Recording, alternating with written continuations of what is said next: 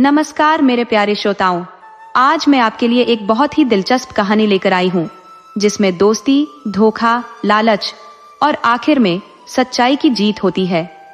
ये कहानी हमें सिखाएगी कि बुरे कर्मों का फल हमेशा बुरा ही होता है। तो आइए कहानी शुरू करते हैं। बहुत साल पहले की बात है। कृष्णानगर में मंजीत नाम का एक व्यापारी रहता था। उसका मेवों का व्यापार पूरे नगर में मशहूर था और दूसरे व्यापारी भी उसी से मेवा खरीदते थे। यह उसका खानदानी पेशा था।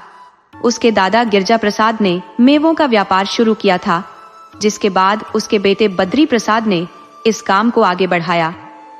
बद्री प्रसाद ने मेवों के साथ साथ मसालों का व्यापार भी शुरू कर दिया, लेकिन ज्यादा मुनाफे के लालच में वह मुनक्के में महुआ की फली और काली मिर्च में पपीते के बीज मिलाकर बेचने लगा। उसके पास जो भी सामान होता उसमें वह मिलावट जरूर करता था। कुछ ही दिनों में छोटे व्यापारियों को समझ आ गया कि बद्री प्रसाद असली माल नहीं बेचता और मिलावट करता है। इसलिए उन्होंने सस्ते माल के चक्कर में पड़ना छोड़ दिया और दूसरी जगहों से माल खरीदने लगे। देखते ही देखते छोटे व्यापारी बद्री प्रसाद की दुकान से गायब हो गए। अब कोई भी व्यापारी उसके पास माल खरीदने नहीं आता था। बस कुछ खुदरा ग्राहक ही भूले भटके आ जाते थे। बद्री ने कभी खुदरा ग्राहकों को महत्व ही नहीं दिया था।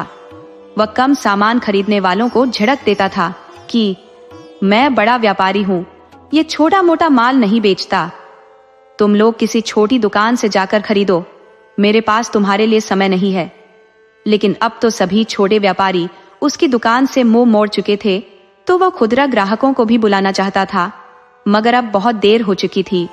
बद्री की बदनामी का ढंका पूरे नगर में बज चुका था।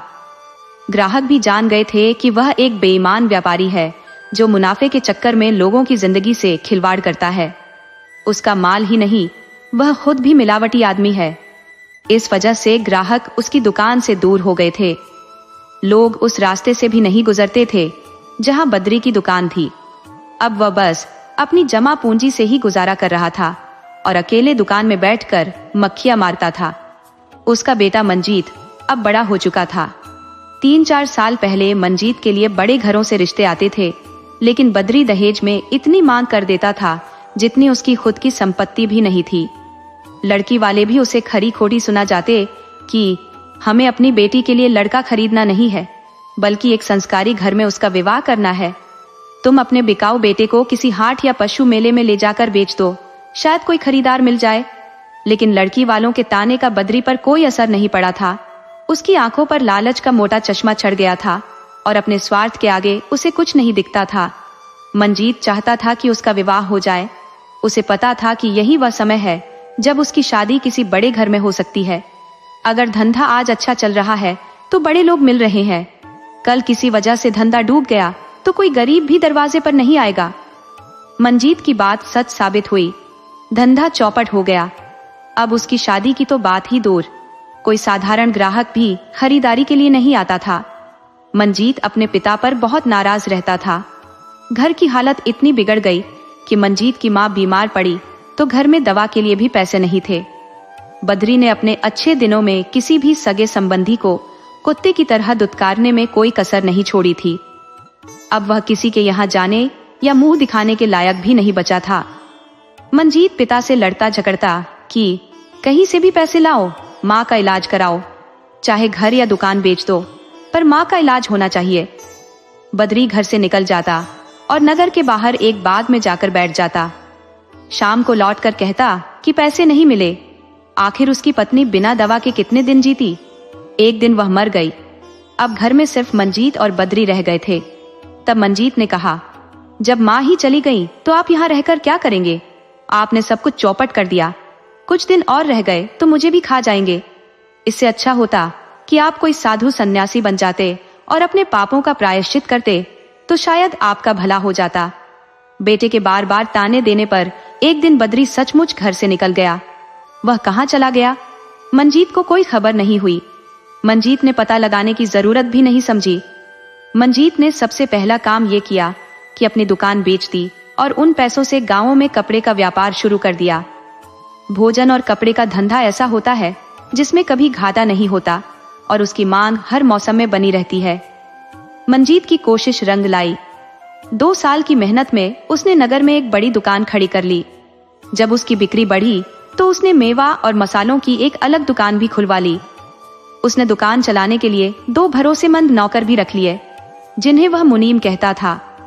जब दोनों दुकानें चल निकली तो उसने पुराना मकान बेचकर एक नया आलीशान मकान खरीद लिया। अब बद्री की परछाई भी मंजीत पर नहीं थी। किसी को नहीं पता था कि मंजीत उस बदनाम हो चुके बद्री का बेटा है। अब मंजीत को विवाह की जरूरत महसूस होने लगी। वह चाहता था कि विवाह करके अपना घर बसा ले। अब वह उस मुकाम पर था कि कोई अमीर भी अपनी बेटी उसे दे सकता था। नगर का एक सेठ पोपटलाल मंजीत से बहुत प्रभावित था और चाहता था कि अपनी बेटी का विवाह मंजीत से कर दे। लेकिन पोपटलाल की बेटी बहुत अच्छी लड़की नहीं थी।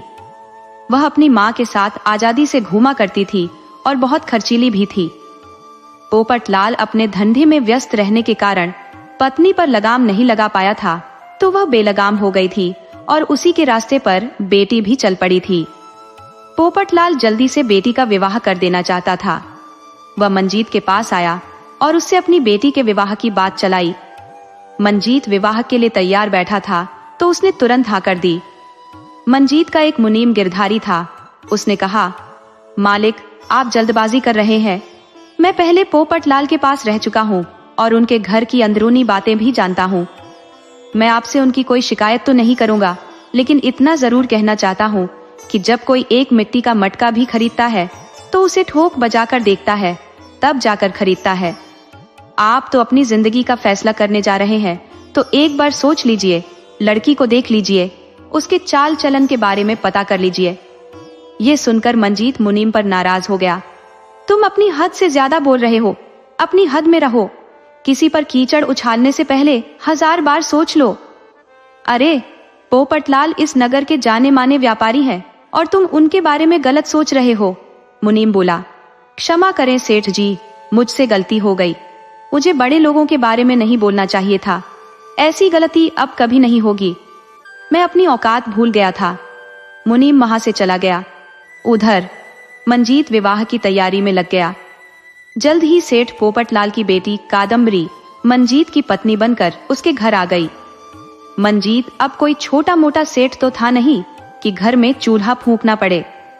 उसके घर रोज ढाबे से बना बनाया खाना आ जाता था, तो मंजीत की पत्नी के लिए भी ढाबे से ही खाना आ जाता।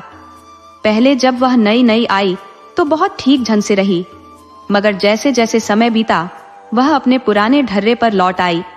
वह अपनी पसंद का खाना मंगवाती, जब मन करता घर से निकल जाती और 2-2 दिन तक घर नहीं लौटती। मंजीत भागा भागा ससुराल जाता कि कादम्बरी आई है क्या, तो पता चलता कि वह तो वहां आई ही नहीं है। वह परेशान होकर घर लौट आता। उसे अच्छी तरह पता था कि एक औरत का रात में घर से बाहर रहने का क्या मतलब होता है। जब वह 2 दिन बाद घर लौटती तो मंजीत पूछता, तुम 2 रात तक कहाँ थी? मैंने पता किया, तुम अपने मायके में भी नहीं थी। तुम 2 दिन तक किसके साथ थी और कहाँ थी? तब कादम्बरी जवाब देती, आपसे मतलब? मैं कहाँ रहती हूँ, क्या करती हूँ, इससे आपको क्या लेना देना? क्या मैंने कभी आपसे पूछा कि सुबह के गए आधी आधी रात तक कहाँ रहते हो, किसके साथ समय बिताते हो?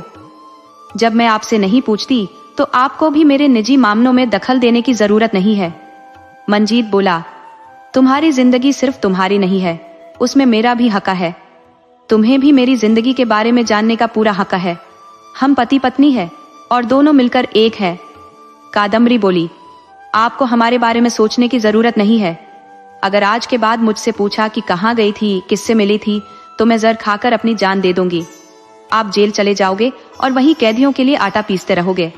औरत की धमकी से मंजीत डर गया।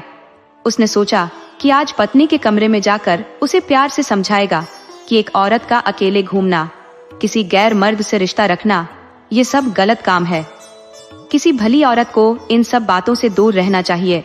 अगर तुम्हारे कदम बहक रहे हैं तो अभी भी वक्त है, उन्हें रोक लो, वरना मेरे साथ साथ तुम्हारे पिता की भी बदनामी होगी। ये सोचकर वह पत्नी के कमरे में गया तो वह भड़क गई। तुम मर्द हो, कोई औरत नहीं, जो मेरे कमरे में सोओगे। तुम बाहर जाकर बैठका में सो जाओ। मंजीत बोला, मैं तुम्हारा पति हूं, मेरा हक है तुम्हारे कमरे में सोने का। स्त्री बोली, मुझे पता है, ये बताने की जरूरत नहीं है। आप बाहर जाओ और वहीं सो जाओ। जब मुझे जरूरत होगी तो मैं तुम्हें अंदर बुला लूंगी। मंजीत बोला, ये मेरा घर है, तुम्हारे बाप का नहीं कि तुम्हारी मर्जी चलेगी। स्त्री बोली, तो ठीक है, आओ मेरे बिस्तर पर सो जाओ, मगर सुबह तक मुझे जिंदा नहीं पाओगे, मैं अपनी जान दे दूंगी। मंजीत ने उसे समझाने की बहुत कोशिश की, मगर वह अपनी जिद पर अड़ी रही, तो मंजीत ने बैठका में ही सोना ठीक समझा। उसे पहली बार अपनी गलती का एहसास हुआ कि हर चमकने वाली चीज सोना नहीं होती। चमकने वाली चीज कांच भी होती है, जिसे संभाल कर न रखने पर वह टूट जाती है और टूटने के बाद बहुत चुभन देती है। मुनीम गिरधारी ने ठीक ही कहा था कि लोग मिट्टी का घड़ा भी ठोक बजाकर लेते हैं, और तुम तो जीवन साथी चुनने जा रहे हो, एक बार उसके बारे में पता तो कर लो। मगर मैंने उसकी बात नहीं मानी। आज नतीजा मेरे सामने है। मंजीत रात भर करवटें बदलकर सोता रहा। उसे अब समझ आ गया था कि उसकी पत्नी का चाल चलन ठीक नहीं है और उसका रिश्ता किसी न किसी मर्द से है, और यह रिश्ता नया नहीं बल्कि पुराना है। इस तरह सोचते सोचते रात गुजर गई। मंजीत बहुत तनाव में आ गया। कादम्बरी को एक नया हथियार मिल गया था। वह अब हर बात पर जहर खा लेने की धमकी मंजीत को देने लगी थी और उसे अपने पास फटकने भी नहीं देती थी। हर 2 दिन बाद वह घर से निकल जाती और 1-2 दिन बाद ही वापस आती। जैसे जैसे समय बीता, उसकी आदतें और बिगड़ती गईं। अब तो वह मंजीत से लड़ झगड़ कर पैसे भी ले लेती। अगर वह पैसे देने में आनाकानी करता तो वह जहर खा लेने की धमकी दे देती, तो डर के मारे मंजीत उसे पैसे दे देता। अब वह 1-1 हफ्ते बाद घर लौटती, और वह भी सिर्फ पैसे वसूलने के लिए। मंजीत कादम्बरी से शादी करके बहुत बुरी तरह फंस गया था। उसे समझ नहीं आ रहा था कि इस दुष्ट औरत से छुटकारा कैसे पाए। वह पोपटलाल के पास गया और अपनी बेटी के कारनामे बताए, तो वह बेटी पर नाराज होने के बजाय मंजीत पर ही बरस पड़ा। तुम्हें उसकी रखवाली करनी चाहिए थी। मेरे घर तो वह एकदम गाय थी, मगर तुमने उसे खुली छूट दे दी। वह तुम्हारी पत्नी है, उसे गलती पर मारना पीटना चाहिए था, मगर तुमने उसे और बिगाड़ दिया। अब मेरे पास क्यों आए हो? वह अब मेरी बेटी नहीं, तुम्हारी पत्नी है। उसका अच्छा बुरा सोचना तुम्हारा काम है। मैं किसी पति पत्नी के बीच में नहीं पड़ता। आज मुझे उलाहना दे दिया, सो दे दिया। अब अगर अपनी पत्नी की शिकायत लेकर मेरे पास आए तो ठीक नहीं होगा। बड़ा डरपोक आदमी है, एक औरत संभाली नहीं जाती। तुम यहाँ से जाओ और जैसे भी हो अपनी पत्नी को संभालो। मंजीत घर लौट आया, मगर उसमें इतनी हिम्मत नहीं थी कि पत्नी से कुछ कह सके। वह बहुत तनाव में आ गया और नशा करने लगा। उधर एक गांव था तारणपुर, जहां बंधु नाम का एक किसान अपनी पत्नी के साथ रहता था। उसका एक बेटा और एक बेटी थी, जो अब बड़े हो चुके थे। बेटे का नाम परीन था और बेटी का नाम माधवी था। बंधु चाहता था कि बेटी बड़ी हो गई है, उसका विवाह कर दे, फिर बेटे का विवाह करे। बेटे का विवाह 2-4 साल बाद भी होगा तो कोई बात नहीं, मगर बेटी घर में कुमारी बैठी रहे, ये कहीं से भी ठीक नहीं है। लेकिन बंधु की पत्नी चाहती थी कि पहले घर में बहू आ जाए, ताकि बेटी अपनी भाभी के साथ कुछ दिन रह ले, उससे कुछ सीख ले। वह कहती, मैं पुराने जमाने की औरत हूँ, मुझे आज की बातें नहीं पता, तो मैं लड़की को नए तौर तरीके कैसे सिखाऊंगी? भाभियां ही तो ननद को रहन सहन सिखाती हैं। जब उसने यह बात अपने पति से बताई तो बंधु पत्नी की बात मान गया और पहले बेटे का विवाह करने के लिए राजी हो गया। उसने जल्दी ही अपने बेटे का विवाह पड़ोस के गांव खटाईपुर में करा दिया। परीन की पत्नी ब्याह कर तारणपुर आ गई। वह देखने में बहुत सुंदर थी। एक पखवाड़े तक वह परिवार के साथ बहुत घुल मिलकर रही। माधवी को उम्मीद थी कि भाभी उसे कुछ नया सिखाएगी, मगर वह तो माधवी से बात भी नहीं करती थी। वह अपने पति से तो खूब बातें करती, मगर सास और ननद के सामने गूंगी बन जाती। आखिर सास ने कह दिया, बहू तुम बहुत चतुर चालाक हो, तुम अपने कुछ गुण अपनी ननद को भी सिखा दो। फिर उसने बेटी से कहा, तुम अपनी भाभी के साथ घुल मिलकर रहा करो। माधवी को भी लगा कि माँ ठीक कह रही है, मैं ही हूँ जो भाभी से दूरी बनाकर रहती हूँ। ये भाभियां नखरे वाली होती है, अगर काम निकालना हो तो मक्खन लगाना पड़ता है। कहावत भी है कि जरूरत पड़ने पर गधे को भी बाप बनाना पड़ता है। माधवी अपनी भाभी के पास गई, भाभी मुझे भी कुछ सिखा दो, आप बहुत चतुर हो, मैंने सुना है आप बहुत गुणवान हो। तब भाभी बोली, औरत को गुण सीखने नहीं पड़ते, खुद ब खुद आ जाते हैं। भला कोई किसी को खाना खाना सिखाता है? जरूरत पड़ने पर सब जैसे तैसे अपने काम कर ही लेते हैं। घर गृहस्थी सब आदमी खुद ही सीखता है, कोई हाथ पकड़कर नहीं सिखाता। वैसे भी तुम मुझसे ज्यादा अच्छी तरह सब कुछ जानती हो, खाना बना ही लेती हो, कपड़े पहन ही लेती हो, और विवाह होने पर तो हर औरत आगे का काम सीख ही जाती है। अब तुम जाओ और आराम करो।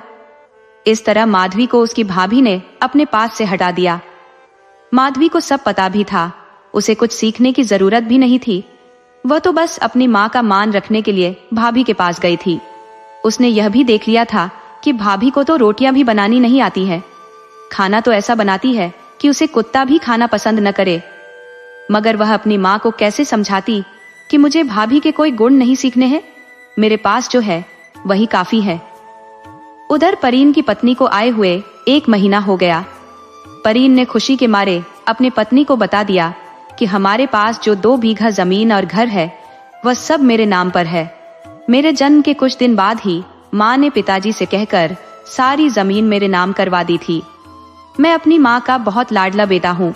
तुम मेरी माँ को कोई तकलीफ मत पहुँचाना, वह भी तुम्हें बहुत प्यार करेगी। हालांकि ये बात अपनी पत्नी को बताकर परीन ने बहुत बड़ी गलती कर दी थी।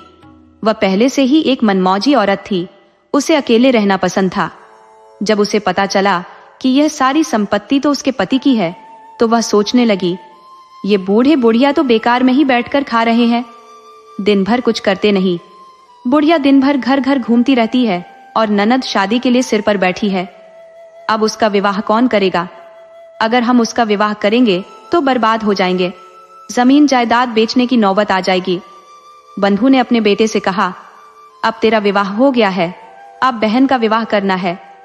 एक अच्छा सा लड़का देखकर माधवी का विवाह कर देते हैं। अगर हमारे पास पैसे नहीं है तो खेत गिरवी रख देते हैं और विवाह कर देते हैं। परीन बोला, ठीक है पिताजी, जैसे भी हो बहन का विवाह तो करना ही है। हम आने वाले साल में बहन का विवाह कर देंगे। उसने यह बात अपनी पत्नी को बताई कि हमें माधवी का विवाह करना है और अगर जरूरत पड़ी तो जमीन भी गिरवी रखनी पड़ सकती है। ये सुनकर उसकी पत्नी अंदर ही अंदर जल गई, मगर पति से कैसे कहती कि आपकी बात मुझे जला रही है। वह कुछ नहीं बोली, न हाँ बोली और नहीं ना, मगर उसने सोच लिया कि अब इस तरह काम नहीं चलेगा। दूसरे दिन सुबह वह बीमार पड़ गई। परीन उसके लिए वैद्य जी के पास से दवा ले आया। उस समय एलोपैथिक दवाइयां हर जगह नहीं मिलती थी। परीन ने पत्नी को दवा दी, मगर उसे कोई आराम नहीं हुआ। वैद्य ने बदल बदल कर दवा दी, लेकिन वह ठीक नहीं हुई। तो परीन फिर से वैद्य के पास गया और बोला, वैद्य जी, आप पैसे तो ले लेते हैं मगर दवा सही नहीं देते। यह सुनकर वैद्य भड़क गया, मैंने तुम्हारे बताए अनुसार ही दवा दी है। मेरी दवा रामबाण है, कभी गलत नहीं होती। मैं मरने वाले को तो नहीं बचा सकता, लेकिन जिसे जीने की इच्छा हो उसे जरूर बचा लेता हूँ। तुम्हारी पत्नी बीमार नहीं है, ये मैं दावे के साथ कह सकता हूँ। परीन भी तैश में आ गया, आपकी दवा नकली है, सही काम कर ही नहीं रही, और आप कहते हैं कि मेरी पत्नी बीमार नहीं है। इसका मतलब वह बीमारी का नाटक कर रही है। वैद्य बोला, अब ठीक समझे, तुम्हारी पत्नी नौटंकीबाज है। अगर मेरी बात पर विश्वास न हो तो अपने घर के आसपास देख लो। तुम्हारे घर में कोई खिड़की है तो खिड़की के बाहर जाकर देखो, तुम्हें मेरे सवालों का जवाब मिल जाएगा। अगर मेरी बात गलत निकली तो तुम आकर अपने पैसे वापस ले जाना, मैं तुमसे वादा करता हूँ। अगर मैं गलत निकला तो आज के बाद वैद्य का काम छोड़ दूंगा। परीन बोला, आपके लिए यही अच्छा रहेगा, कम से कम लोग लूटने से तो बच जाएंगे। वह गुस्से में घर आया और पहले उस खिड़की के पास गया जो उसकी पत्नी के पलंग के पास लगी थी। वह खिड़की पिछवाड़े में खुलती थी और उधर कोई आता जाता नहीं था। मगर जब परीन खिड़की के पास गया तो वह हैरान रह गया। सारी दवा खिड़की से बाहर फेंकी हुई थी। जो बात परीन पत्नी के साथ रहकर नहीं समझ पाया था, वह बात दूर बैठे वैद्य ने समझ ली थी। परीन सारी दवा उठाकर घर में आया और पत्नी से बोला, ये दवा तुमने फेंकी क्यों? तुम्हें पता होना चाहिए कि मैं बड़ी मेहनत से पैसे कमाता हूँ और तुम उस पैसे की कद्र नहीं करती। जब तुम बीमार ही नहीं थी तो ये नाटक करने की क्या जरूरत थी? स्त्री बोली, आप सारा धन लुटाने को बैठे हो तो मैं एक बार भी मना नहीं करती, मगर मैंने थोड़ा सा नुकसान क्या कर दिया तो आपको आग लग गई। अब सोचो, जिस दिन आप बहन के विवाह के लिए अपनी जमीन गिरवी रखोगे तो आपको कैसा लगेगा? शायद आपको मिर्ची लग जाएगी। इसलिए संभल जाओ और पैसे के महत्व को समझो। जमीन एक बार हाथ से निकल गई तो उसे वापस पाने में उम्र लग जाएगी। मजदूरी से उसे छुड़ा नहीं पाओगे। अभी वक्त है, सोच लो, क्योंकि अगर जमीन चली गई तो मैं तुम्हारे पास एक दिन भी नहीं रहूंगी। मुझे कंगाल पसंद नहीं है। अब देख लो कि तुम क्या करोगे। अब परीन की पत्नी रात रात भर परीन के मन में जर घोलती रहती। आखिरकार परीन को भी लगने लगा कि पत्नी ठीक कह रही है। माधवी तो बंधु की बेटी है और जिसकी बेटी है उसे ही उसके बारे में सोचना चाहिए। मेरे पास तो अब पत्नी है, मैं उसके खर्चे उठाऊं या बहन के विवाह के बारे में सोचूं। इस तरह जब 1 साल होने को आया मगर परीन ने एक बार भी बहन के विवाह के बारे में कुछ नहीं कहा। तब बंधु ने ही बताया, मैंने माधवी का विवाह तय कर दिया है, मगर मेरे पास पैसे नहीं है। अब जमीन हर हाल में गिरवी रखनी पड़ेगी। जब हमारे पास पैसे हो जाएंगे तब हम एक निश्चित तारीख तय करके माधवी का विवाह कर देंगे। परीन बोला, पिताजी आप जमीन को छोड़कर बात कीजिए। जमीन गिरवी नहीं रखी जाएगी। अगर मैंने जमीन गिरवी रख दी तो मेरे बाल बच्चे भूखे मर जाएंगे। बंधु बोला, अभी तेरे बच्चे कहाँ हैं?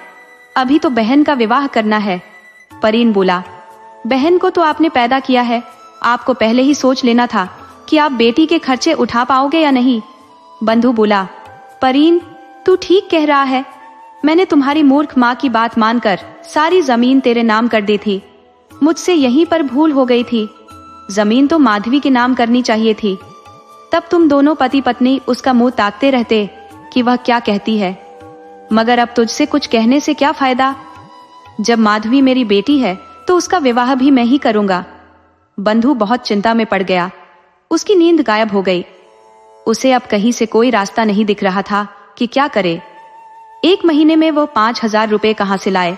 पहले के समय में 5,000 रुपए की कीमत आज के 5 लाख रुपए के बराबर थी। बंधु पैसे का जुगाड़ करने घर से निकल पड़ा, मगर उसे कहीं कोई जुगाड़ नहीं मिला। वह गांव के साहूकार के पास गया तो साहूकार बोला, पहले कुछ गिरवी रखो, उसके बाद पैसा दूंगा। बंधु बोला, आप मेरी जमीन गिरवी रख लो और पैसे दे दो।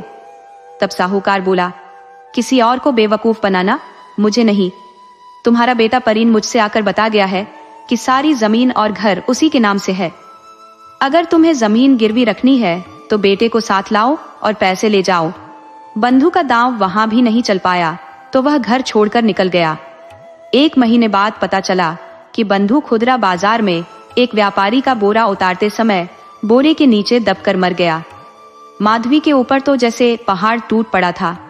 अब विवाह की उम्मीद तो टूट ही चुकी थी। परीन की पत्नी को एक सुनहरा मौका मिल गया था। वह परीन से बोली, आप अब देर मत करो, यहाँ की जमीन मकान बेच दो। इतने पैसों में हमारे गांव में 10 बीघा जमीन मिल जाएगी।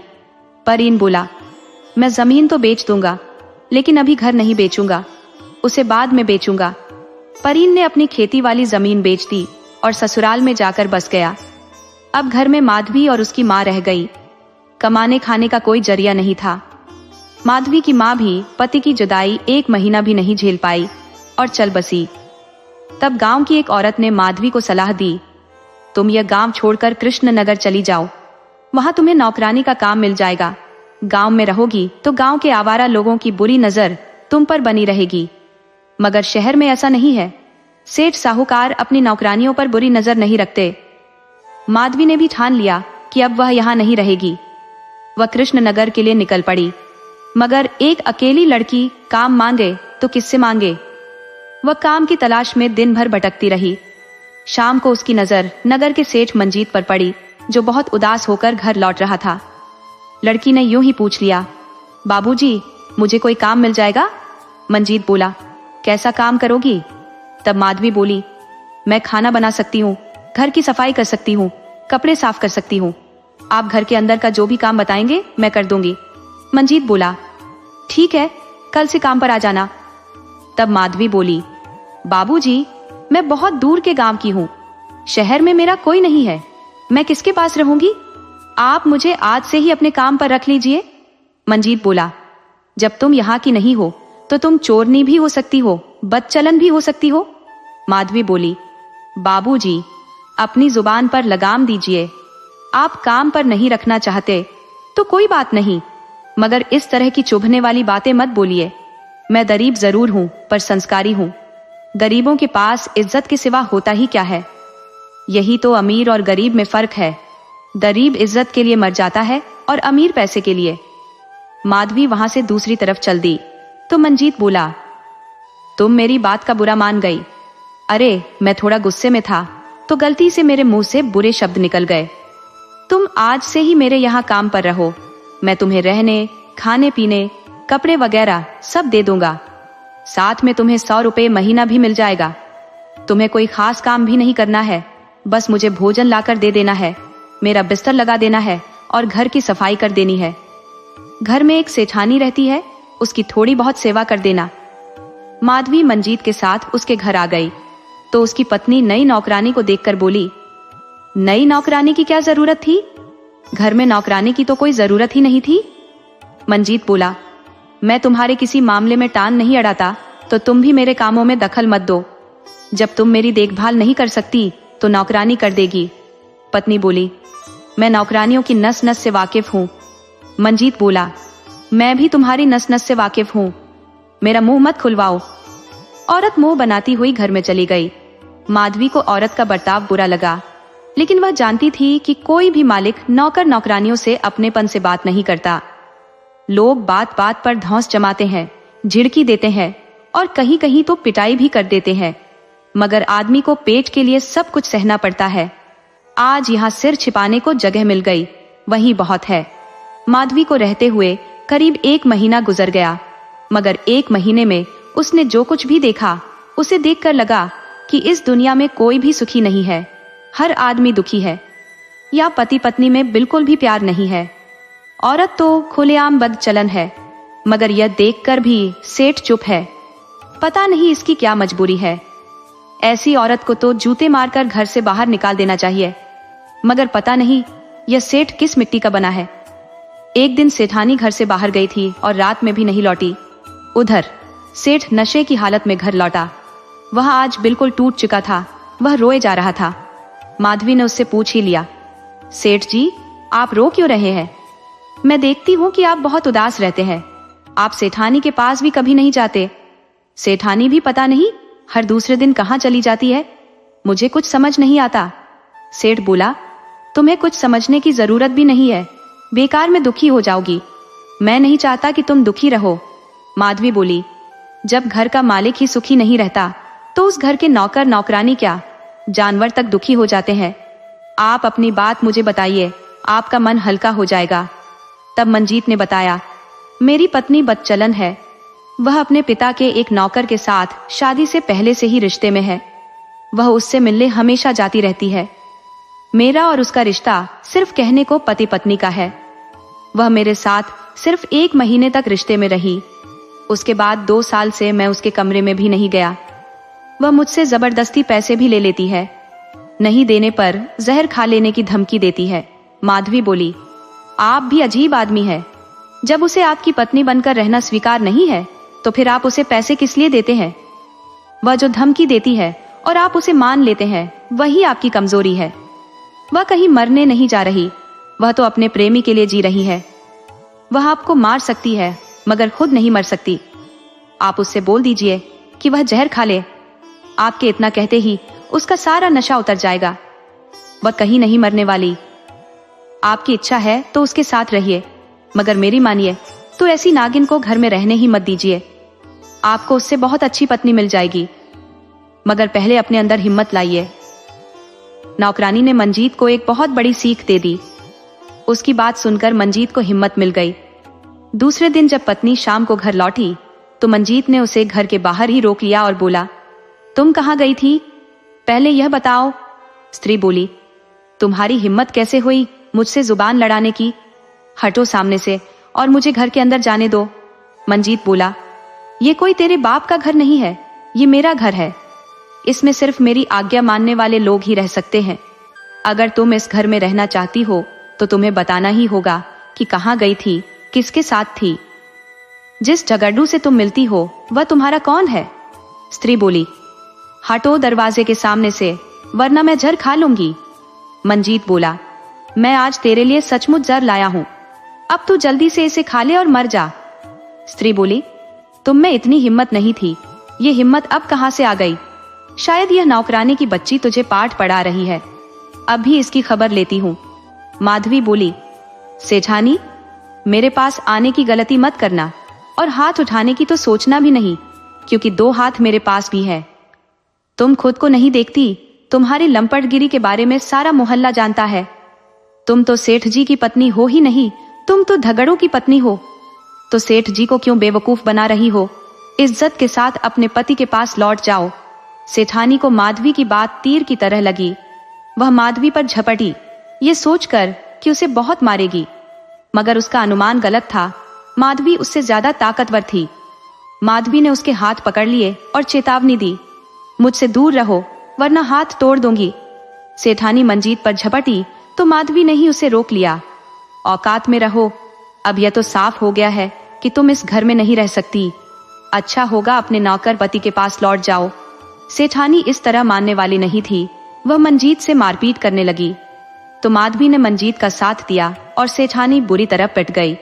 बहुत मार खाने के बाद उसने स्वीकार कर लिया कि उसका पति धगरू ही है। वह जब 12 साल की थी तभी धगरू से मंदिर में विवाह कर लिया था और उसके साथ पति पत्नी की तरह 8 साल तक रही। उसके बाद पोपट सेठ ने अपनी नाक बचाने के लिए यहाँ उसका विवाह करा दिया था, लेकिन वह अब तक अपने पहले पति को नहीं छोड़ पाई है और न ही जीते जी छोड़ेगी। अगर मंजीत सेठ उसे 10,000 रुपए दे दे तो वह अपने पति के साथ यह नगर छोड़कर दूसरे नगर चली जाएगी। मंजीत ने जरा भी देर नहीं की और उसे पैसे दे दिए। वह खुश होकर चली गई। इस तरह कई महीने गुजर गए। मंजीत सेठ अब अकेला रहता था। उसे अब घर में नौकरानी की जरूरत नहीं थी, फिर भी उसने माधवी को रखा हुआ था। हाँ, अब माधवी को मंजीत से डर लगने लगा था। वह रोज नशे में आता था। एक दिन तो आधी रात में वह माधवी के कमरे में चला गया था।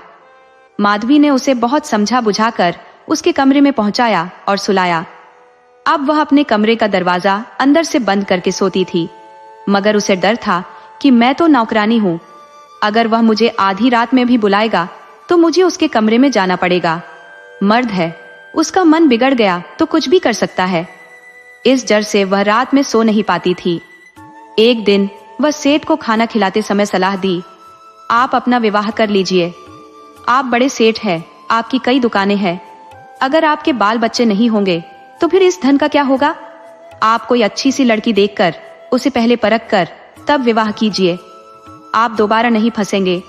मंजीत बोला, मैं 1 महीने से कोशिश में लगा हूँ, कोई लड़की मिल जाती है तो विवाह कर लेता हूँ। उधर एक गांव था सामूपुर, जहाँ एक भाई बहन रहते थे। भाई का नाम गुरदेव था और बहन का नाम गुरदेई था। दोनों गांव में रहते थे। गुरदेव बहुत भला आदमी था। वह दिन रात मेहनत करता था। वह चाहता था कि कुछ पैसे इकट्ठा करके बहन का विवाह करा दे, तो वह दूर दराज मेहनत करने चला जाता। घर में बहन गुरदेई अकेली रह जाती। उसके घर के आसपास 1-2 आवारा लड़के भी घूमते रहते थे। उनमें से एक के वह संपर्क में आ गई। उसे उस लड़के से दोस्ती बहुत अच्छी लगी। वह रोज दोपहर में उस लड़के से अपने घर में मिल लेती। दोनों की दोस्ती ज्यादा बढ़ गई। हालांकि इश्क छिपाए नहीं छिपता। इसकी खबर गुरदेव को भी लग गई तो उसने बहन को बहुत डांटा कि यह रास्ता बिल्कुल गलत है। उसने बिना देर किए बगल के गांव में बहन का विवाह करा दिया। वह ससुराल चली गई। 1 महीने तक अपने पति के साथ खुशी खुशी रही, लेकिन उसकी खुशी दिखावटी थी।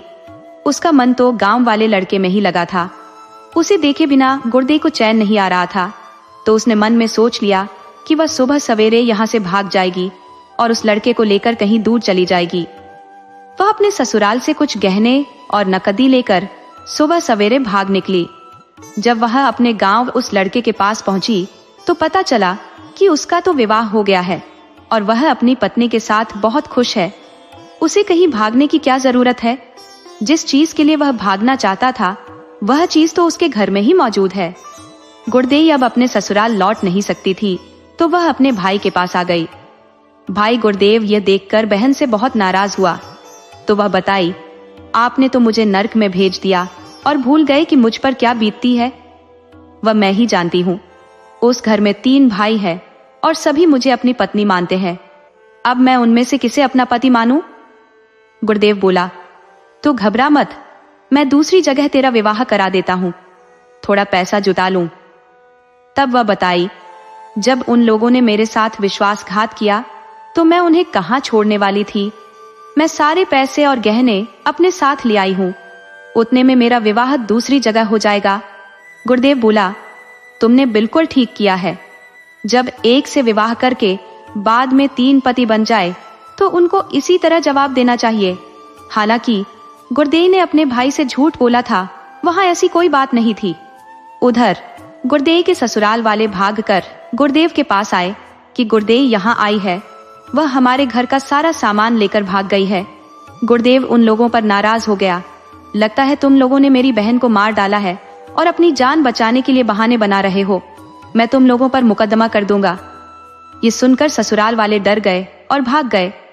गुरुदेव ने 1 हफ्ते में ही बहन का विवाह दूसरी जगह कर दिया, मगर वहां से भी गुरुदेव उसी तरह सामान लेकर भाग आई। अब गुरुदेव को भी धन का लालच हो गया और वह बहन के साथ मिलकर इस तरह का कई खेल कर बैठा। उसने बहन का विवाह 12 जगहों पर करा दिया और वह हर जगह से पैसे लेकर भाग आई। तो 12वीं जगह वालों ने गुरुदेव और गुरुदेव पर मुकदमा कर दिया। इस बात की खबर हुई तो भाई बहन भागकर कृष्णा नगर आ गए और अब किसी बड़े शिकार की तलाश में लग गए। उन्हें जल्दी ही शिकार हाथ लग गया। मंजीत कहीं से वसूली करके नगर लौट रहा था कि दोनों भाई बहन उसे मिल गए। मंजीत के मन में यह बात बस गई थी कि गांव की लड़कियां बहुत अच्छी होती हैं, वे अपनी जान दे सकती हैं मगर किसी को धोखा नहीं दे सकती। तो मंजीत गुरुदेव को देखते ही उस पर मोहित हो गया। उसने पूछा, आप दोनों कहाँ के हो और कहाँ जा रहे हो? तब गुरुदेव ने बताया, हम लोग गांव के हैं, नगर में काम की तलाश में जा रहे हैं। मुझे नगर में ही अपनी बहन का विवाह करना है, मगर पहले कोई काम तलाश लूं। मंजीत बोला, बुरा ना मानो तो एक बात कहूं? गुरुदेव बोला, आप इत्मीनान से कहिए, मैं भला क्यों बुरा मानने लगा? तब मंजीत बोला, आपकी बहन मुझे पसंद आ गई है, मैं इससे आज ही विवाह करना चाहता हूँ। गुरुदेव बोला, भाई इससे ज्यादा खुशी मुझे और क्या होगी, आप आज ही मेरी बहन से विवाह कर लो, सामने मंदिर है, अभी चलो और विवाह कर लो। मंजीत उस लड़की को लेकर सामने के मंदिर में गया और उससे विवाह कर लिया। फिर उसने गुरुदेव से अकेले में कुछ बात की और उसे अपनी पत्नी के साथ विदा कर दिया। सेठ को राह चलते पत्नी मिल गई और वह उसे लेकर घर आ गया। ये देखकर माधवी थोड़ी हैरान हुई।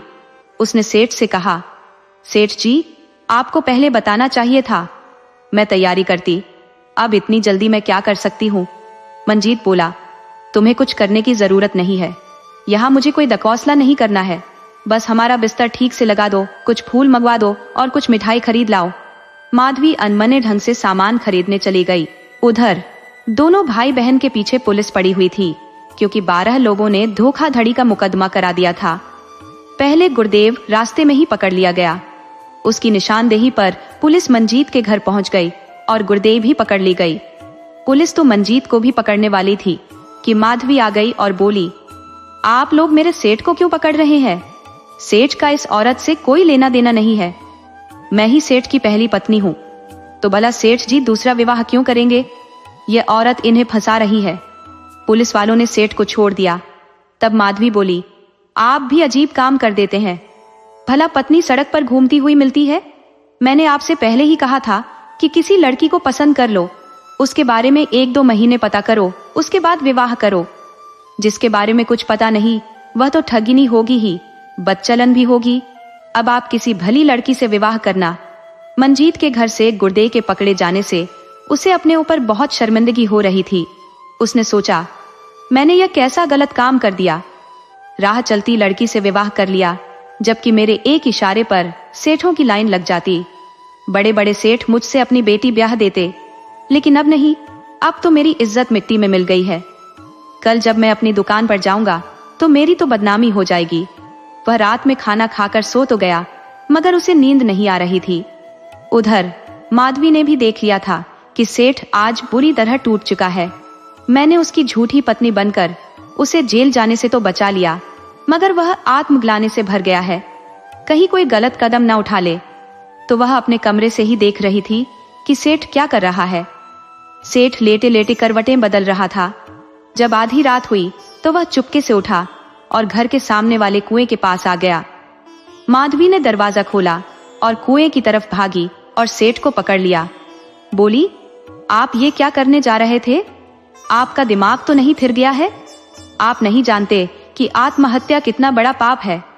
मंजीत बोला, और मैं कर ही क्या सकता हूँ? मेरी अब इतनी बदनामी हो गई है कि मैं किसी को मुंह नहीं दिखा सकता। मैंने बहुत गलत काम कर दिया है। अब मेरा विवाह नहीं हो पाएगा। कोई अपनी बेटी मुझे नहीं देगा। मेरे घर से एक लुटेरी दुल्हन पकड़ी गई है। सभी कहेंगे कि मंजीत सेठ के घर से एक लुटेरी औरत पकड़ी गई है। मंजीत गलत आदमी है। माधवी बोली, आप पूरे नगर के बारे में सोच लेते हैं। कौन क्या कह रहा है या क्या कह सकता है, ये भी देख लेते हैं, मगर आप एक बार भी मेरी तरफ नहीं देखते। क्या मैं बहुत बुरी औरत हूँ? मैंने तो सबके सामने कह दिया है कि मैं सेठ की पत्नी हूँ, फिर भी आपको कुछ समझ नहीं आता। आपके साथ मैं 3 महीने से हूँ। क्या मुझ में कोई कमी दिखाई दी? क्या मैं औरत नहीं हूँ? क्या मैं गरीब हूँ इसलिए बुरी हूँ? मंजीत बोला, अब बस करो माधवी, बस करो। मुझ में इतनी हिम्मत ही नहीं थी कि तुमसे कह सकूं कि मैं तुमसे विवाह करना चाहता हूँ। मुझे डर था कि तुम नाराज होकर चली जाओगी, इसलिए नहीं कह रहा था। एक बार बड़ी हिम्मत करके तुम्हारे कमरे में गया भी था, मगर कह नहीं पाया। मगर सच पूछो तो जब से तुम आई हो तब से मैं तुमसे प्यार करता हूँ। मैं तुम्हें खोना नहीं चाहता था, इसलिए चुप था। मैं तुमसे विवाह के लिए तैयार हूँ। तुमसे ज्यादा भली औरत मुझे दूसरी मिल ही नहीं सकती।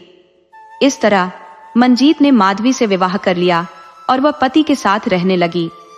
एक दिन वह पति के साथ अपने दुकान वाले गोदाम पर गई थी तो देखकर हैरान हो गई कि उसका भाई परीन और उसकी पत्नी उसी के अपने गोदाम में काम कर रहे हैं। मगर माधवी ने उस तरफ देखना भी ठीक नहीं समझा। वह यह नहीं जानना चाहती थी कि दोनों मजदूर कैसे बन गए।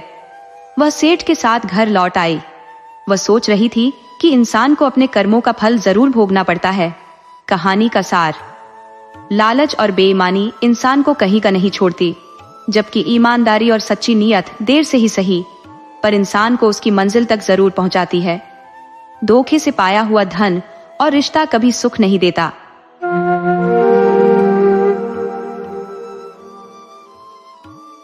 आज की कहानी एक आलसी युवक और उसकी समझदार पत्नी की है, जो हमें सिखाती है कि एक अच्छा जीवन साथी कैसे बुरी आदतों को भी सुधार सकता है और सही रास्ते पर ला सकता है।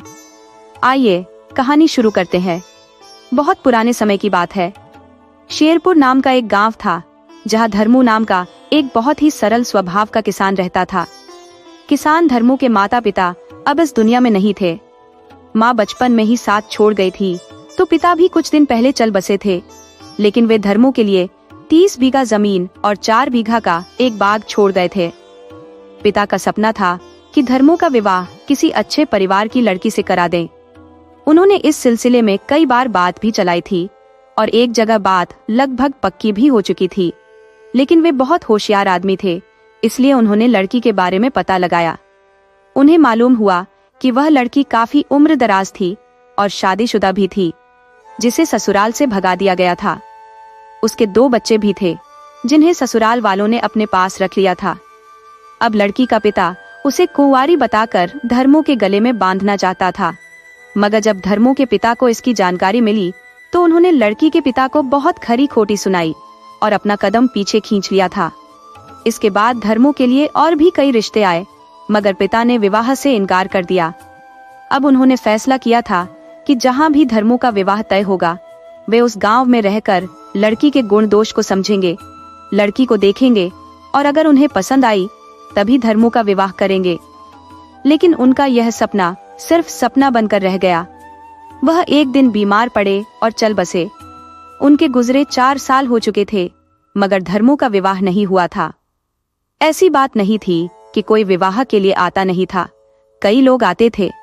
लेकिन धर्मू पहले लड़की को देखने की बात कर देता तो लड़की वाले इस बात से इनकार कर जाते और चले जाते। पुराने जमाने में लड़की देखने की परंपरा नहीं थी।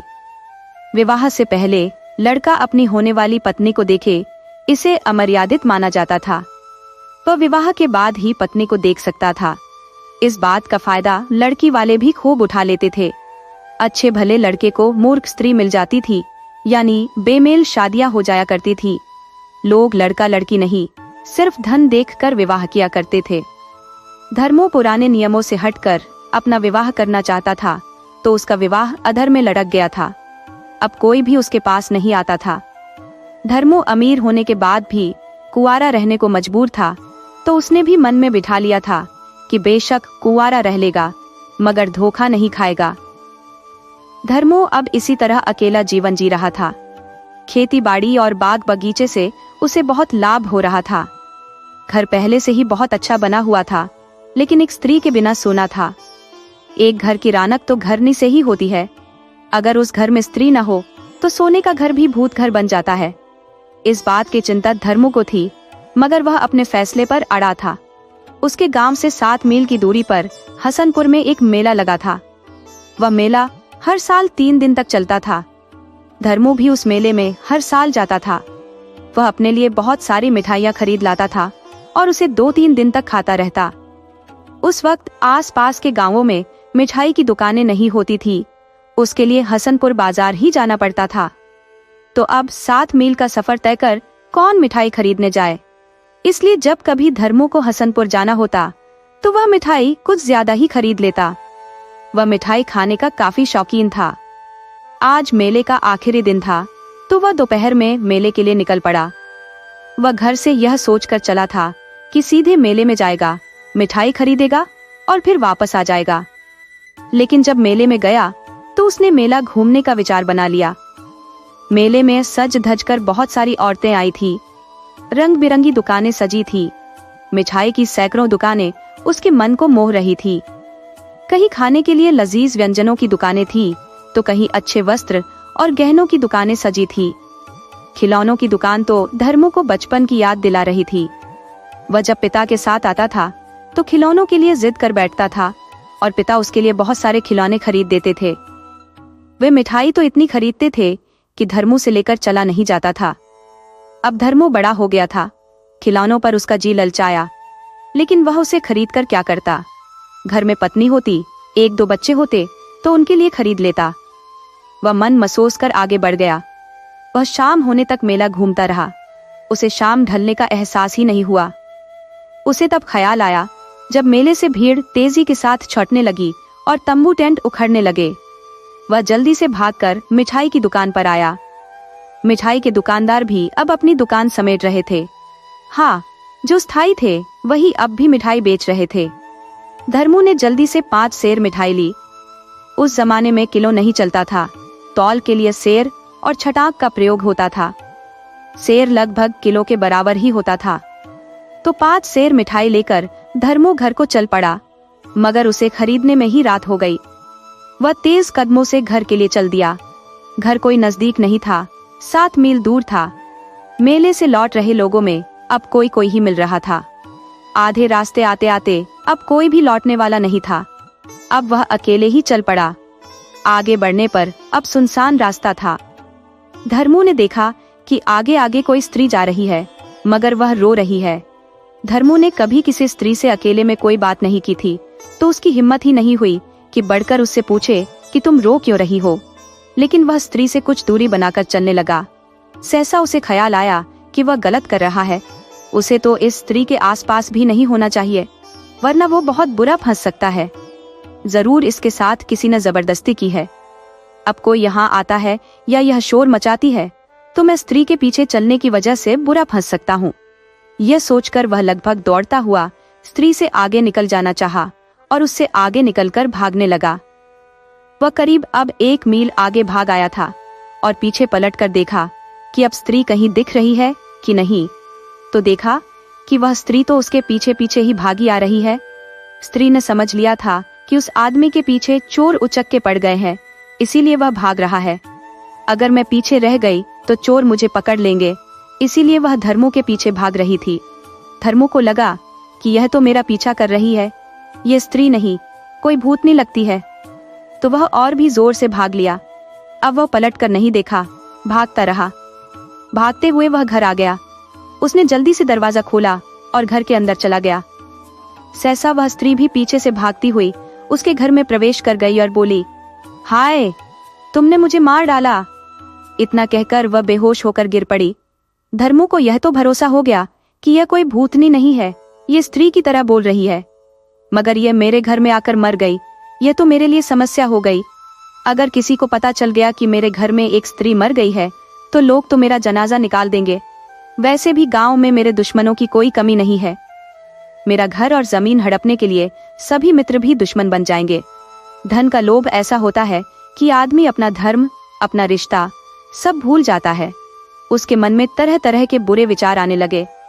तभी स्त्री बोली, हाय, मैं मर गई। तो धर्मू के समझ में आ गया कि अभी जिंदा है, मरी नहीं है। धर्मू बोला, तुम मरी नहीं हो, अभी जिंदा हो, लेकिन तुम हो कौन? मेरे घर में कैसे आ गई? स्त्री बोली, कैसे न मैं आऊं? तुम्हारे पीछे चोर पड़े थे तो मैं नहीं भागती तो वह मुझे पकड़ नहीं लेते। धर्मू बोला, मेरे पीछे कोई चोर नहीं पड़े थे, मैं तुमको ही देखकर भाग रहा था। स्त्री बोली, मैं कोई भूतनी थी जो तुम भाग रहे थे? मुझे बेमतलब डरा दिया, डरपोक कहीं के, मुझे दौड़ाकर मार डाला। हाय, मैं मर जाऊंगी। धर्मू बोला, तुम पहले शांत हो जाओ, बहुत घबराई हुई हो। मैं अभी तुम्हें पानी पिलाता हूँ, तुम भूखी भी लग रही हो। लो, ये मिठाई खा लो, उसके बाद हम बात करेंगे। धर्मू ने जल्दी से दीपक जलाया, घर का दरवाजा बंद किया, उस स्त्री को पानी दिया और खाने को मिठाई दी। स्त्री बोली, क्या मैं इस मिठाई को भरपेट खा सकती हूँ? धर्मू बोला, हाँ हाँ, तुम भरपेट खा सकती हो, लेकिन उतना भी मत खाना कि मर जाओ। स्त्री बोली, नहीं, उतना नहीं खाऊंगी। उसने मिठाई खा ली और पानी पी लिया। धर्मू बोला, अब जल्दी से अपने घर चली जाओ, किसी ने देख लिया तो मैं बहुत बदनाम हो जाऊंगा। स्त्री बोली, तुम कोई स्त्री हो जो बदनाम हो जाओगे? मेरा घर यहाँ नहीं है, मैं चिलबिली की हूँ। धर्मू बोला, चाहे तुम कहीं की भी हो, मेरे घर से चली जाओ। लड़की बोली, मैं अकेले उतनी दूर कैसे जा सकती हूँ? धर्मू बोला, ये बात तुम्हें घर से मेला जाते वक्त सोचना चाहिए था। भली स्त्रियां पहले मेला जाती ही नहीं, और जाती हैं तो अपने भाई बंधुओं, माता पिता के साथ जाती हैं। स्त्री बोली, मैं आपको बुरी लड़की लगती हूँ? अरे, मैं किस मुश्किल में हूँ आप नहीं समझ सकते। धर्मू बोला, मुझे तुम्हारी मुश्किलों से कोई मतलब नहीं है, तुम अब जल्दी हमारे घर से जाओ। स्त्री बोली, मैं नहीं जाऊंगी, आप क्या कर लोगे? धर्मू बोला, धक्के देकर घर से बाहर कर दूंगा। स्त्री ने देखा कि उसकी कोई चाल कामयाब नहीं हो रही, ये सचमुच घर से निकाल देगा। इस आदमी के घर में कोई दूसरा है भी नहीं। वह अब जोर जोर से रोने लगी, तो धर्मू ने उसके मुंह पर हाथ रखकर बोला, चाहे तुम मेरे सिर पर चढ़कर बैठ जाओ, लेकिन मेरी इज्जत का फलूदा मत बनाओ। स्त्री बोली, आप मेरी मजबूरी समझते नहीं और इस रात में मुझे घर से निकाल रहे हो। इतनी रात को मैं कहाँ जाऊंगी? मैं किसी बदमाश के पल्ले पड़ गई तो फिर मेरा क्या होगा? इसके विषय में जरा भी सोचते हो? क्या आप अपनी पत्नी को इसी तरह घर से बाहर कर सकते हो? धर्मू बोला, मेरी कोई पत्नी ही नहीं, तो फिर उसे घर से निकालना क्या? मेरे घर में कोई स्त्री है ही नहीं, इसीलिए तुम्हें घर में मैं नहीं रखना चाहता था, मगर तुम बदनाम करने पर तुल गई हो, तो अब चुपचाप घर में रह लो, मगर सुबह होते ही चली जाना। स्त्री बोली, मुझे भी हमेशा के लिए इस घर में नहीं रहना है, आ गई हूँ तो सिर्फ रात भर रह लेना चाहती हूँ। उस आदमी के घर क्या रहना जो किसी का दर्द न समझ सके, उससे उसकी मजबूरी न पूछ सके। मुझे किसी पत्थर से मजबूरी भी नहीं बतानी। धर्मू बोला, पास के कमरे में जाकर सो जाओ। स्त्री बोली, मैं यहीं सोऊंगी, मुझे किसी से कोई खतरा नहीं। धर्मू बोला, तुम शायद मुझसे बहुत खफा लग रही हो। स्त्री बोली, आप चुपचाप जाकर सो जाओ, मुझे अब आपसे कोई बात नहीं करनी। धर्मू बोला, अब इतनी नाराजगी भी ठीक नहीं, अब मुझे बता दो कि अकेले मेले में क्यों गई थी? स्त्री बोली, मुझे कुछ नहीं बताना। धर्मू बोला, बताओगी कैसे? तुम्हारी बदनामी नहीं हो जाएगी? अरे, गई होगी किसी यार से मिलने, लेकिन उसने घास नहीं डाला होगा। स्त्री बोली, आप चाहे कुल्हाड़ी से मेरी गर्दन काट दो, लेकिन बातों के चुभने वाले तीर मत चलाओ। आप जानते हो, बड़े से बड़े घाव भर जाते हैं, लेकिन बातों के घाव उम्र भर नहीं भरते। इसलिए कुछ भी कहने से पहले कई बार सोच लो। मैं आपकी मेहमान हूँ, इस बात का ख्याल रखो। धर्मू बोला, लगता है मैं कुछ ज्यादा बोल गया हूँ, मुझे माफ करो और जाओ आराम करो। मुझे अब तुम्हारे विषय में कुछ नहीं जानना। मुझे कौन सा तुमसे विवाह करना है कि छानबीन करूं, कुल खानदान देखूं। स्त्री बोली, अब मैं अपने विषय में बताऊंगी और आपको सुनना पड़ेगा। मैं चिलबिली की हूँ, पुष्पा नाम है मेरा। मैं चिलबिली के रघुराज की बेटी हूँ। मैं अपनी माँ की इकलौती बेटी थी। 3 साल पहले मेरी माँ एक गंभीर बीमारी के चलते मर गई तो मेरे पिता ने बिना देर किए दूसरा विवाह कर लिया। मेरी सौतेली माँ उम्र में मुझसे भी छोटी थी, जबकि मेरे पिता की उम्र 50 साल है। माँ जीवित थी तो पिता पर मेरे विवाह का दबाव बना रही थी, तो पिता ने भी किसी लड़के से मेरा विवाह तय कराया था। लेकिन माँ के मरते ही मेरे विवाह का कार्यक्रम रद्द हो गया और पिता अपने विवाह के फेरे में पड़ गए और विवाह कर पत्नी ले भी आए। वह स्त्री मेरे घर में आ तो गई, लेकिन उसका मन कहीं और लगा था। एक लड़का मेरे पिता की अनुपस्थिति में मेरे घर मेरी सौतेली माँ से मिलने आने लगा। क्योंकि मेरे घर में रहते वह मेरी सौतेली माँ से नहीं मिल पाता था, तो सौतेली माँ ने लालच देकर मुझे अपने पक्ष में कर लेना चाहा। वह चाहती थी कि मैं सब कुछ गलत होते देखकर भी आंख और अपना मुंह बंद रखूं। तो मैंने सौतेली माँ को सलाह दी कि तुम यदि उस लड़के को पसंद करती हो तो तुम्हें मेरे पिता से विवाह करना ही नहीं चाहिए था। तो वह बोली कि तुम स्त्री होकर यह बात कहती हो। अरे, स्त्री को क्या अधिकार है कि वह माता पिता को मना कर सके, और वह भी जब सौतेली माँ हो तो उसे कौन रोक सकता है। उसने तुम्हारे पिता से पैसा लेकर मेरा विवाह करा दिया है, जबकि मुझे यह बुरा जरा भी पसंद नहीं। मैं उस लड़के से प्यार करती हूँ और उसी के साथ रहना चाहती हूँ। तुम मेरी मदद कर दो तो मेरी जिंदगी संवर जाए। वह इतनी बात कहकर मेरा पैर पकड़ ली तो मैं भी उसकी मदद को तैयार हो गई। मैंने उससे बोली कि तुम उससे मिलने की बात बंद करो, बल्कि वह तैयार है तो हमेशा के लिए उसके पास चली जाओ। वह बोली कि वह तैयार है, बस तुम मेरी मदद कर दो। तो मैंने भी सोच लिया कि जब मेला लगेगा तब मैं सौतेली माँ को मेले में साथ ले जाऊंगी और उससे कह दूंगी कि तुम अब जहाँ जाना हो चली जाओ। वह चली जाएगी, तब लौटकर पिता से बता दूंगी कि वह भाग गई। लेकिन आज सुबह जब मैंने पिता से कहा कि माँ को भी साथ मेला ले जाना चाहती हूँ, तो पहले पिता भड़क गए, लेकिन जब सौतेली माँ ने भी जिद पकड़ ली तो वह तैयार हो गए। लेकिन मेरे ऊपर जिम्मेदारी दे दी कि तुम माँ को एक पहरेदार की तरह पहरेदारी करोगी। उसका हाथ 1 सेकंड के लिए मत छोड़ना, वरना उसका कोई भरोसा नहीं, ये भाग भी सकती है। खरीदी हुई स्त्री और बहकी हुई गाय को कितना भी बांध कर रखो, बंधन खुलने पर फिर घर वापस नहीं आएगी। अब तुम ध्यान दो कि सौतेली माँ को साथ लाना। अगर यह गुम हो गई, भाग गई तो तेरी मौत निश्चित है। बिन माँ के लौटी तो मैं तुझे काट दूंगा। चूंकि मैं योजना के अनुसार मेले गई थी, सौतेली माँ भागने को पहले से तैयार थी। उसे मेरे मरने जीने से क्या मतलब था। वह प्रेमी के संग भाग गई। मैं अब घर लौट रही थी, लेकिन पिता का खौफ मुझे सता रहा था, इसलिए रोते हुए मैं लौट रही थी, जिसे देखकर आपको गलत फहमी हो गई और मुझे भी, और मैं यहाँ तक आ गई।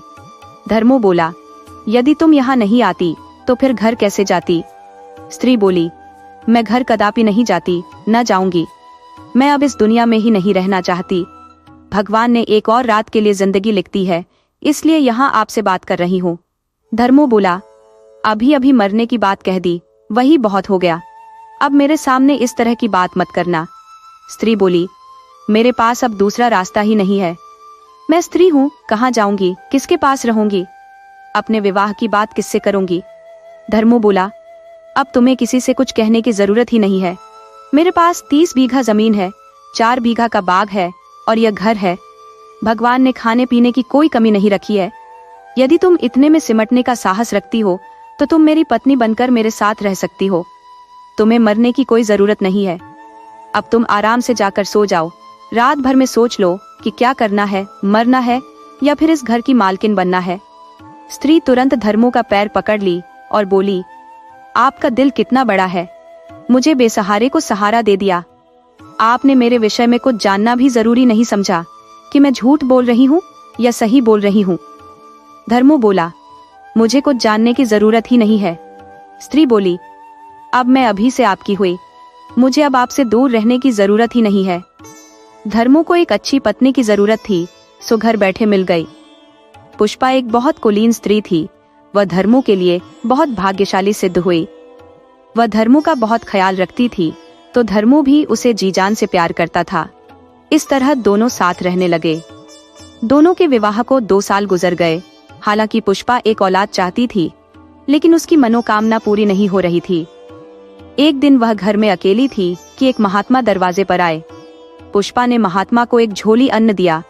महात्मा बोले, बेटी, तुम बहुत दयालु हो, मगर भगवान ने तुम्हारी किस्मत में कोई औलाद नहीं दी है। लेकिन संत को दिया दान व्यर्थ नहीं जाता। तुम्हें मैं पुत्रवती होने का आशीर्वाद देता हूँ। लेकिन एक बड़ी समस्या रहेगी।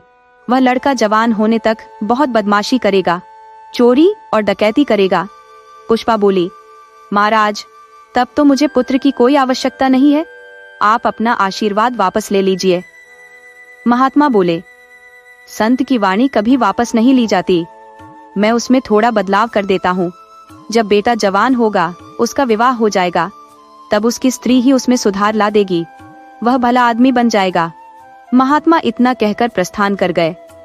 समय के साथ स्त्री को पुत्र हुआ। पति पत्नी ने उसका नाम बिरजू रख दिया। बिरजू इकलौता बेटा था, तो माता पिता का बहुत प्यारा था। अक्सर इकलौते बेटे को अपने घर में बहुत लाड प्यार मिलता है, और खासकर इकलौती माँ बेटे को ज्यादा प्यार देती है। उसके नखरे उठाती है तो बच्चे ज्यादा बिगड़ैल हो जाते हैं। तो बिरजू भी बहुत जिद्दी हो गया था। उसकी माँ पुष्पा ने उसे बिगाड़ कर रख दिया था। पिता कभी कभी स्त्री को समझाते, तुम बच्चे पर ध्यान रखो, वह दिन भर आवारा घूमता रहता है। तब पत्नी बोलती, आप भी बेकार की बात सोच लेते हो। अरे बेटा, अब नहीं खेलेगा तो कब खेलेगा। अरे उसे कर लेने दो मनमानी, यही तो उसके आजादी के दिन है। वरना जब बड़ा हो जाएगा, शादी हो जाएगी, बीवी घर में आ जाएगी, तो फिर कहाँ खेलने जाएगा। फिर तो शुरू हो जाएंगे उसके गृहस्थी के दिन। उसे भी आपकी तरह अपने बच्चे और पत्नी की फिक्र हो जाएगी। बचपन भगवान का दिया एक अनमोल खजाना है, एक अनुपम भेंट है। इसमें किसी भी बच्चे पर प्रतिबंध नहीं लगाना चाहिए। बच्चों को खेलता देख भगवान भी खुश हो लेते हैं। धर्मू शुरू से पत्नी की बात मानता आया था, तो उसने पत्नी की बात मान ली। धीरे धीरे समय गुजरता गया। अब बिरजू 16 साल का था। एक दिन माँ ने एकदम से उस पर प्रतिबंध लगा दिया। अब तुम लड़कों के साथ नहीं खेलोगे, तुम कोई बच्चे नहीं हो। अब तुम भी हमारे साथ खेत और बाग में चलोगे और खेती का काम सीखोगे। कल को खेती बाड़ी तुम्हें ही देखनी है, हम अब घर में आराम करेंगे। माँ के बहुत डराने धमकाने पर वह खेत में काम करने को तैयार हो गया, तो माँ ने उसी से पिता के लिए खेत में खाना भेज दिया। उधर एक आदमी कहीं से आ रहा था। उसे जोर की भूख और प्यास भी लगी थी। जब उसने खेत में एक आदमी को खाना खाते देख लिया, तो वह धर्मू के पास पहुंच गया और बोला, पाए लागो पाहुन। अरे पहचाने नहीं क्या, मैं आपका साला चतुरी हूँ। धर्मू उसके हाव भाव से समझ गया कि साला सिर फिरा लगता है, शायद भूखा है, इसलिए मुझे बेवकूफ बना रहा है। तो धर्मू ने उसे खाना खिला दिया और बोला, अब भाई तुम्हें जहाँ जाना हो जाओ। तब चतुरी बोला, पाहुन, मैं भला अब कहाँ जाऊंगा, अब बहन के घर आया हूँ तो 2-4 माह रहकर ही जाऊंगा। धर्मू बोला, देखो भाई, मेरे ससुराल में कोई भी नहीं है, न साला है न साली। मेरी पत्नी अकेली थी। चतुरी बोला, बहन को भी याद नहीं है, वह तो आपसे गुपचुप तरीके से विवाह की थी। मैं आपकी पत्नी की मौसी का बेटा हूँ। मैं भला पागल हूँ जो किसी को पाहुन बोल दूंगा। बिरजू को वह आदमी अच्छा लग रहा था, तो बिरजू बोला, मामा, पिताजी को छोड़ो, तुम मेरे साथ रहो। वह चतुरी को लेकर घर आया और बताया, माँ देखो कौन आया है, मैं मामा को साथ लाया हूँ। माँ चौंक पड़ी, बोली, बिरजू, मेरा कोई भाई नहीं था, न मेरी कोई मौसी थी, न मेरा कोई मामा था।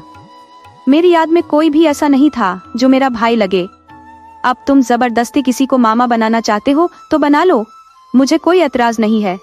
चतुरी बिरजू के साथ रह गया। वह बहुत शातिर दिमाग का आदमी था। वह अपनी छोटी उम्र में ही कई राज्यों का भ्रमण कराया था। पुराना जमाना था, सफर के लिए पैदल यात्रा करनी पड़ती थी, तो वह पैदल ही बहुत सारे राज्यों और नगरों का भ्रमण कराया था। पहले के जमाने में जब कोई परदेश चला जाता था और वहां से लौटता था, तो गांवों में उसकी बड़ी इज्जत होती थी।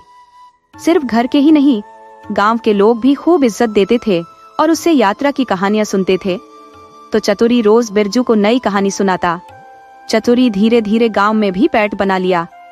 वह गांव वालों को पाहुन कहकर बुलाता, तो गांव के भोले भाले लोगों की छाती चौड़ी हो जाती।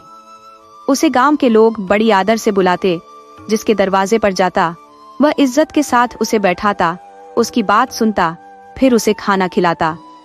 चतुरी झूठों का सम्राट था। झूठ तो ऐसा बोलता कि कोई विश्वास ही नहीं कर पाता कि वह झूठ भी बोल रहा है। चतुरी कहानी गढ़ लेने में माहिर था, तो उसे स्त्री पुरुष से बात कर काम निकालना खूब आता था। वह गांव की स्त्रियों को आदर से बहन ही बुलाता था, तो स्त्रियां भी कम माहिर नहीं थी। वे चतुरी से कोई न कोई काम करा लेती। किसी को ढेंकी से धान कूटना हो तो चतुरी को बुला लेती।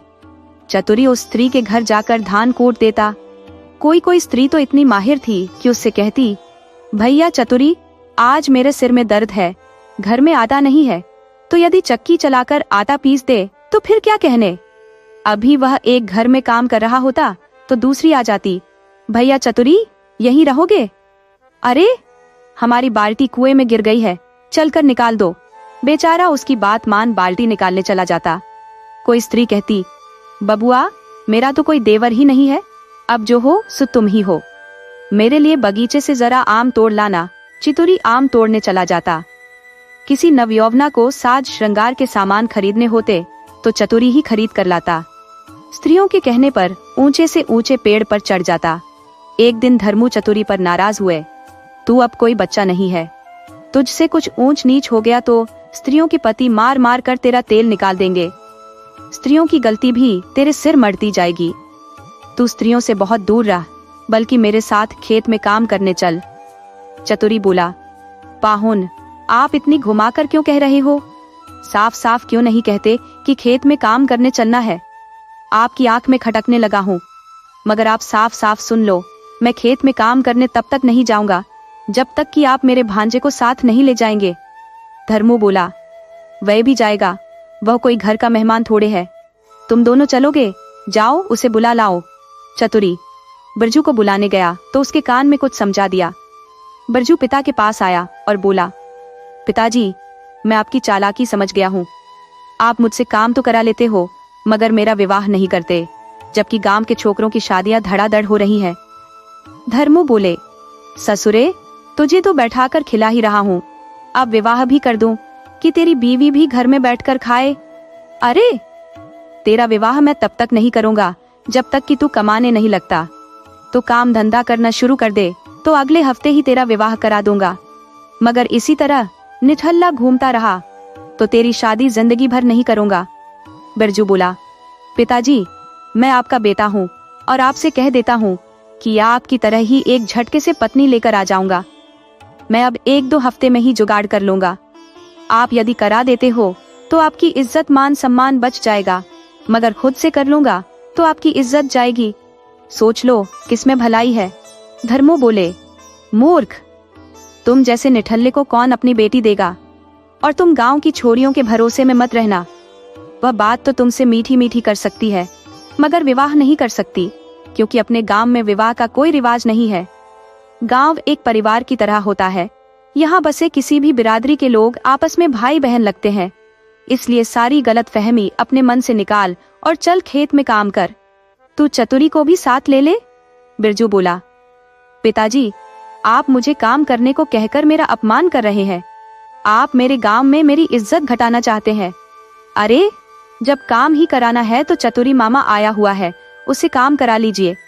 वह आपका साला भी है और उसको काम धंधा करने का अभ्यास भी है, और उसे अब 1 साल तक यहीं रहना है। ये अलग बात है कि आपका अपना साला नहीं है, लेकिन सगे से बढ़कर है। घुमंतु मामा लोग ऐसे ही होते हैं, शायद काम के डर से भाग जाए या कोई इसके घर से ढूंढने आ जाए और कान पकड़कर ले जाए, मगर इसकी उम्मीद भी कम ही है। इसे कोई ढूंढता नहीं है, घुमंतु आदमी है, इसका कोई ठौर ठिकाना भी नहीं है। आज यहाँ है, कल कहीं और निकल जाएगा, मगर जब तक है उसी से काम कराओ। बिरजू को बिगाड़ने का काम पत्नी ने ही किया था, मगर आज बोल रही थी कि बेटे को बिगाड़ कर रख दिया और अब काम ढूंढ रहे हो तो वह नहीं करेगा। अच्छा रहेगा उसका विवाह कर दो, उसकी पत्नी ही उसे रास्ते पर ला सकती है। दूसरे के कहने पर तो भड़क उठेगा। चलो मैं चलती हूँ, मुफ्त की नौकरानी जो हूँ। बिरजू के माता पिता खेत पर काम करने चले गए। तभी सरेंजा का कंस नए खबर लेकर आया कि कल झपट्टू के बेटे का विवाह है। बारात कुशुरपा छलका पर जा रही है। कल बारात जाने के लिए तैयार रहना है और जोर शोर उत्साह के साथ नाचते गाते बारात चलना है।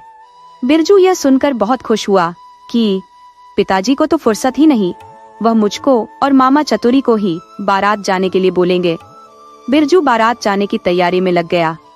वह चतुरी मामा से बोला, आज गांव भ्रमण का विचार छोड़ बारात की तैयारी में लग जाओ। कल जपट्टू काका के बेटे की बारात में कुशुरपा चलना है। फिर क्या था, मामा भांजे दोनों तैयारी में लग गए।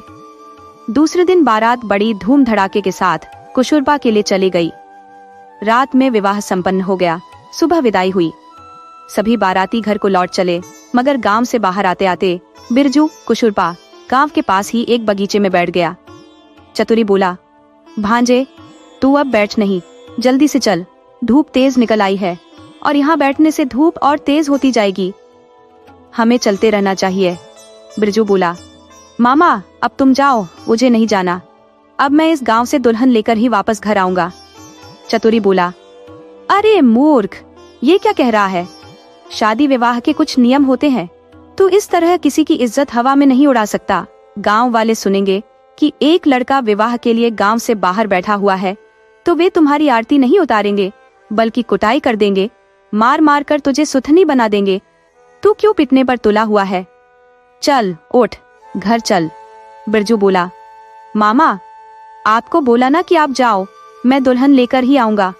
चतुरी ने बिरजू को खूब समझाया, मगर वह जिद छोड़ने पर तैयार नहीं हुआ, तो उसे छोड़कर शेरपुर लौट गया। बिरजू शाम तक बगीचे में पड़ा रहा। रात होने को आई, मगर बगीचे में पड़ा रहा। उधर से गांव की औरतें कंगन छुड़ाकर लौट रही थी। उन्होंने देखा कि यह तो बारात में आया हुआ था। बारात तो लौट चुकी है और यह बगीचे में क्या कर रहा है, वह भी रात के वक्त। एक युवती ने पूछ लिया, अरे तुम तो बारात में आए थे? बिरजू बोला, हाँ मैं बारात में ही आया था। लड़की बोली, मगर बारात तो कब की लौट चुकी है, तुम यहाँ क्या कर रहे हो? क्यों वापस नहीं गए? बिरजू बोला, मैं दुल्हन लिए बगैर कैसे वापस जाऊंगा? लड़की बोली, क्या बात करते हो, दुल्हन की भी विदाई सुबह ही हो गई थी। बिरजू बोला, मैं उस दुल्हन की बात नहीं कर रहा, अपनी दुल्हन की बात कर रहा हूँ। इस गांव में विवाह करूंगा और दुल्हन लेकर वापस जाऊंगा। लड़की बोली, मजाक छोड़ो और मेरी बात सुनो, रात होने वाली है, गांव में लौट चलो, वरना इस बगीचे को चोर की बारी बोला जाता है। यहाँ चोर रहते हैं, तुम्हें अकेले पाकर मारपीट देंगे या गांव वाले ही तुम्हें चोर समझकर कुटाई कर देंगे। बिरजू बोला, मैं कोई मजाक नहीं कर रहा, सच बोल रहा हूँ, मैं विवाह के बाद ही वापस जाऊंगा। लड़की बोली, क्यों पिट जाना चाहते हो? गांव के लोगों से यदि ऐसा बोल दिया तो बहुत मारेंगे। दूसरी लड़की अपनी सहेली से बोली, छोड़, तू क्यों इस पागल के मुंह लगती है? ऐसे लोगों को तो जूते खाने के ही काबिल होते हैं। ऐसे बेवड़े का सिर मुंह कर गधे पर बैठाकर सारे गांव घुमाना चाहिए। ऐसे सिरफिरे का यही इलाज है। औरतें और लड़कियां घर लौट गईं और ये बात अपने घर अपनी माँ से बताई कि बारात में आया एक सिरफिरा गांव से बाहर बगीचे में बैठा हुआ है और बोल रहा है कि इस गांव से दुल्हन लेकर जाएगा। स्त्री ने यह बात दूसरी स्त्री से बताई। थोड़ी ही देर में दूसरी से तीसरी, तीसरी से चौथी के कान में गई और कुछ समय बीतते बीतते गांव में कोई जाने बगैर बाकी नहीं रहा। बात गांव के मुखिया तक पहुंची तो वह बोला, अरे वह लड़का कोई पागल लगता है और हमारे गांव को बदनाम कर रहा है, उसकी पिटाई करनी चाहिए, तभी यहाँ से भागेगा। मुखिया 5 लड़कों को तैयार किया और बिरजू की पिटाई करने चल पड़ा। रास्ते में खदेरन नाम के एक बुजुर्ग मिल गए। उन्होंने मुखिया से पूछा, भाई बड़ी तैयारी के साथ जा रहे हो, क्या किसी की खातिरदारी करनी है? मुखिया ने बताया, हाँ काका, खातिरदारी ही करने जा रहा हूँ। कल सोहन की बेटी की बारात आई थी। बारात आराम से चली भी गई, मगर उसमें से एक युवक की खातिरदारी में कोई कमी रह गई है।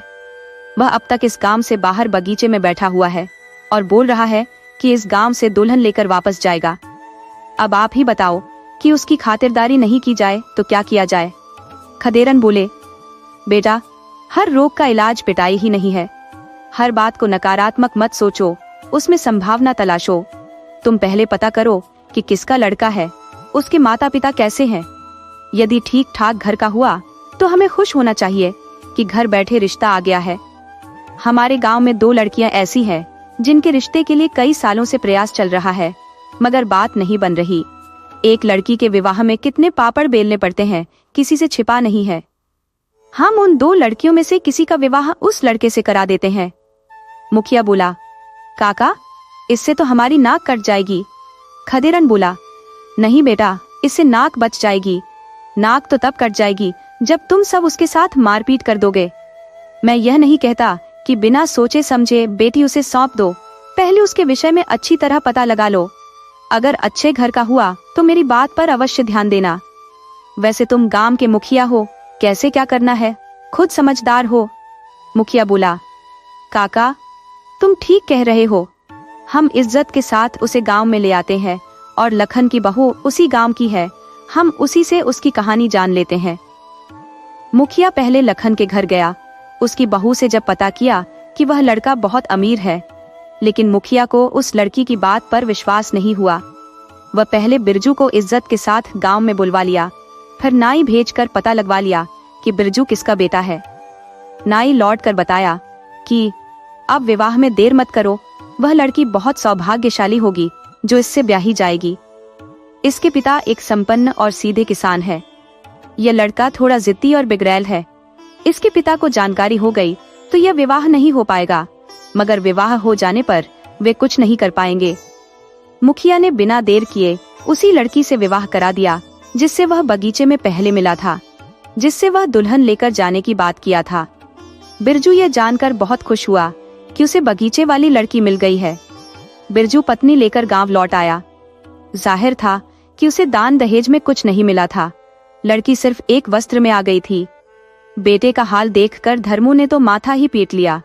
वह अपनी पत्नी से बोले, इस नालायक ने मेरे सारे अरमानों पर पानी फेर दिया है। परंतु कोई बात नहीं, जब बहू लेकर आ ही गया है तो बहू का स्वागत करो। आखिर तुम भी तो एक कपड़े में आई थी। माँ ने बहू को घर में प्रवेश करा दिया। बिरजू की पत्नी घर में रहने लगी, लेकिन उसे बिरजू का रंग ढंग पसंद नहीं आ रहा था। चतुरी मामा के साथ आवारा घूमना उसे नहीं भा रहा था। एक दिन उसके धैर्य का बांध टूट गया। वह बोली, बड़े बेशरम आदमी हो। बूढ़े माँ बाप दिन भर खेत में काम करते हैं और तुम आवारा की तरह घूमते रहते हो। ये देखकर मुझे तो शर्म आने लगती है, मगर तुम हो कि तुम्हें शर्म आती ही नहीं। तुम अभी से खेत पर काम करने जाओ, वरना मुझे अपना अधिकार इस्तेमाल करना आता है। भोजन पानी बंद कर दूंगी। बिरजू को जिंदगी में किसी ने इतनी धौंस के साथ नहीं डांटा था, मगर महीने भर पहले आई पत्नी ने जबरदस्त लताड़ लगा दी थी। बिरजू तुरंत खेत के लिए चल दिया। माता पिता समझ गए आज कुछ नया हुआ है, वरना ये नालायक यहाँ नहीं आता। हालांकि बिरजू से तो कुछ होना जाना नहीं था, मगर खेत पर आने जाने लगा। वह अब दिन भर बगीचे में जाकर सोने लगा। तब धर्मू चतुरी से बोले, साले साहब, आप बड़ी चतुर आदमी हो, बिरजू को किसी नगर का दर्शन करा लाओ। जब अपनी मेहनत की कमाई लाएगा तो उसे आटे दाल का भाव मालूम पड़ जाएगा।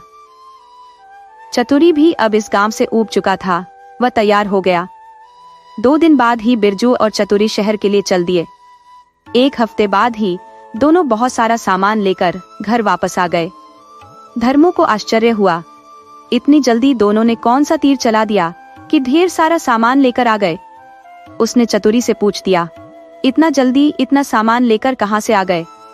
मेरे समझ में नहीं आ रहा कि कौन सा बड़ा काम करते हो कि हफ्ते भर में ही इतना सारा सामान मिल गया। चतुरी बोला, पाहुन, आप झूठे परेशान होते हो।